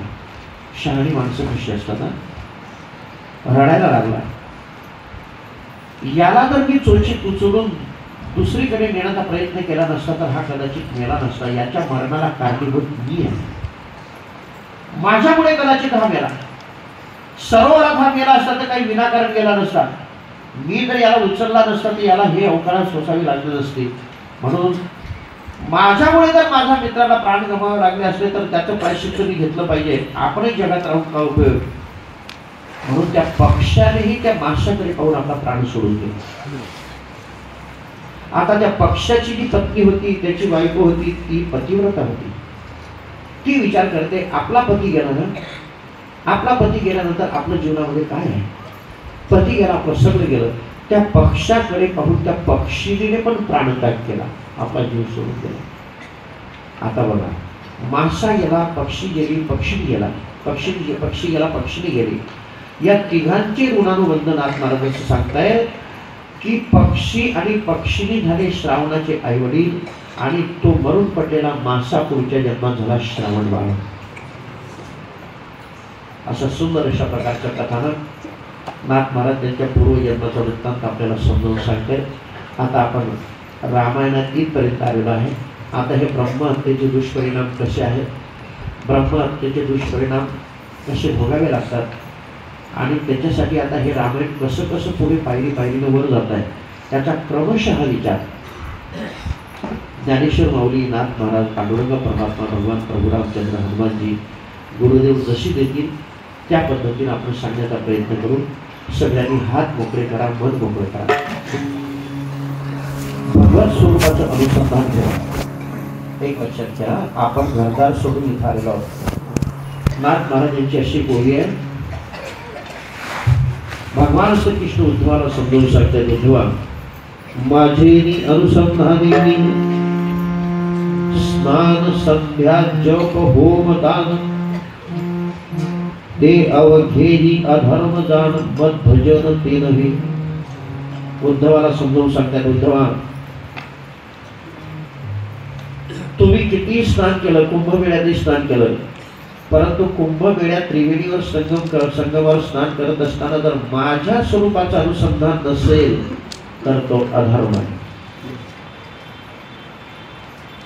ओवी सांगते, मी नाही सांगत ना.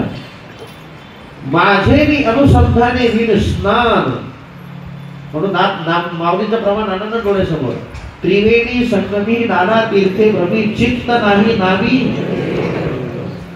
संध्या तुम्ही संध्या करतायत, परंतु संध्या करत असताना भगवत स्वरूपाशी अनुसंधान नसेल तर नाथ महाराज सांगतायत तो अधर्म आहे.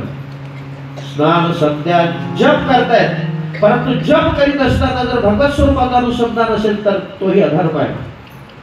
आणि तुम्ही दान धर्मही करत असताना जर त्या भगवत स्वरूपाच्या चरणात अनुसंधान नसेल तर तोही अधर्म आहे, ते भजन नाही. म्हणून आपलं कोणतंही कर्म करत असताना, कोणतीही क्रिया करत असताना भगवत स्वरूपाचं अनुसंधान तुटू देऊ नका. अनुसंधान तुटू देऊ नका. सदा सावधान बुद्धी लव निमिष वाया जाऊ देवी. अनुसंधान त्रिशुद्धी तुटो देवी सावधान. कारण ही वेळ आपल्याला पुन्हा कधीच येणार नाही. ही वेळ कधीच येणार नाही. शरीर मातेचं पवित्र तीर आहे. अयोध्यासारखं पवित्र क्षेत्र आहे. भगवान प्रभुरामचंद्रासारखं आराध्य दैवत आहे. आणि आपल्याला आशीर्वाद देण्याकरता हनुमानजी सारखे भक्त आहेत. आणि गुरुदेवांचं पावन सानिध्य आहे. याच्यासारखा सुवर्ण जीवनात कधी येणार आहे. म्हणून आपला अयोध्येतला एक क्षणही वाया जाऊ देऊ नका. त्यजोनिया आळसाशी छेदोनिया आळसाशी दौडोनिया निद्रेशी आत्मचिंतन अहर्निशी अविश्रमेशी साधावे. म्हणून सगळ्यांनी हात मोकळे करा, मन मोकळं करा. हरे राम राम राम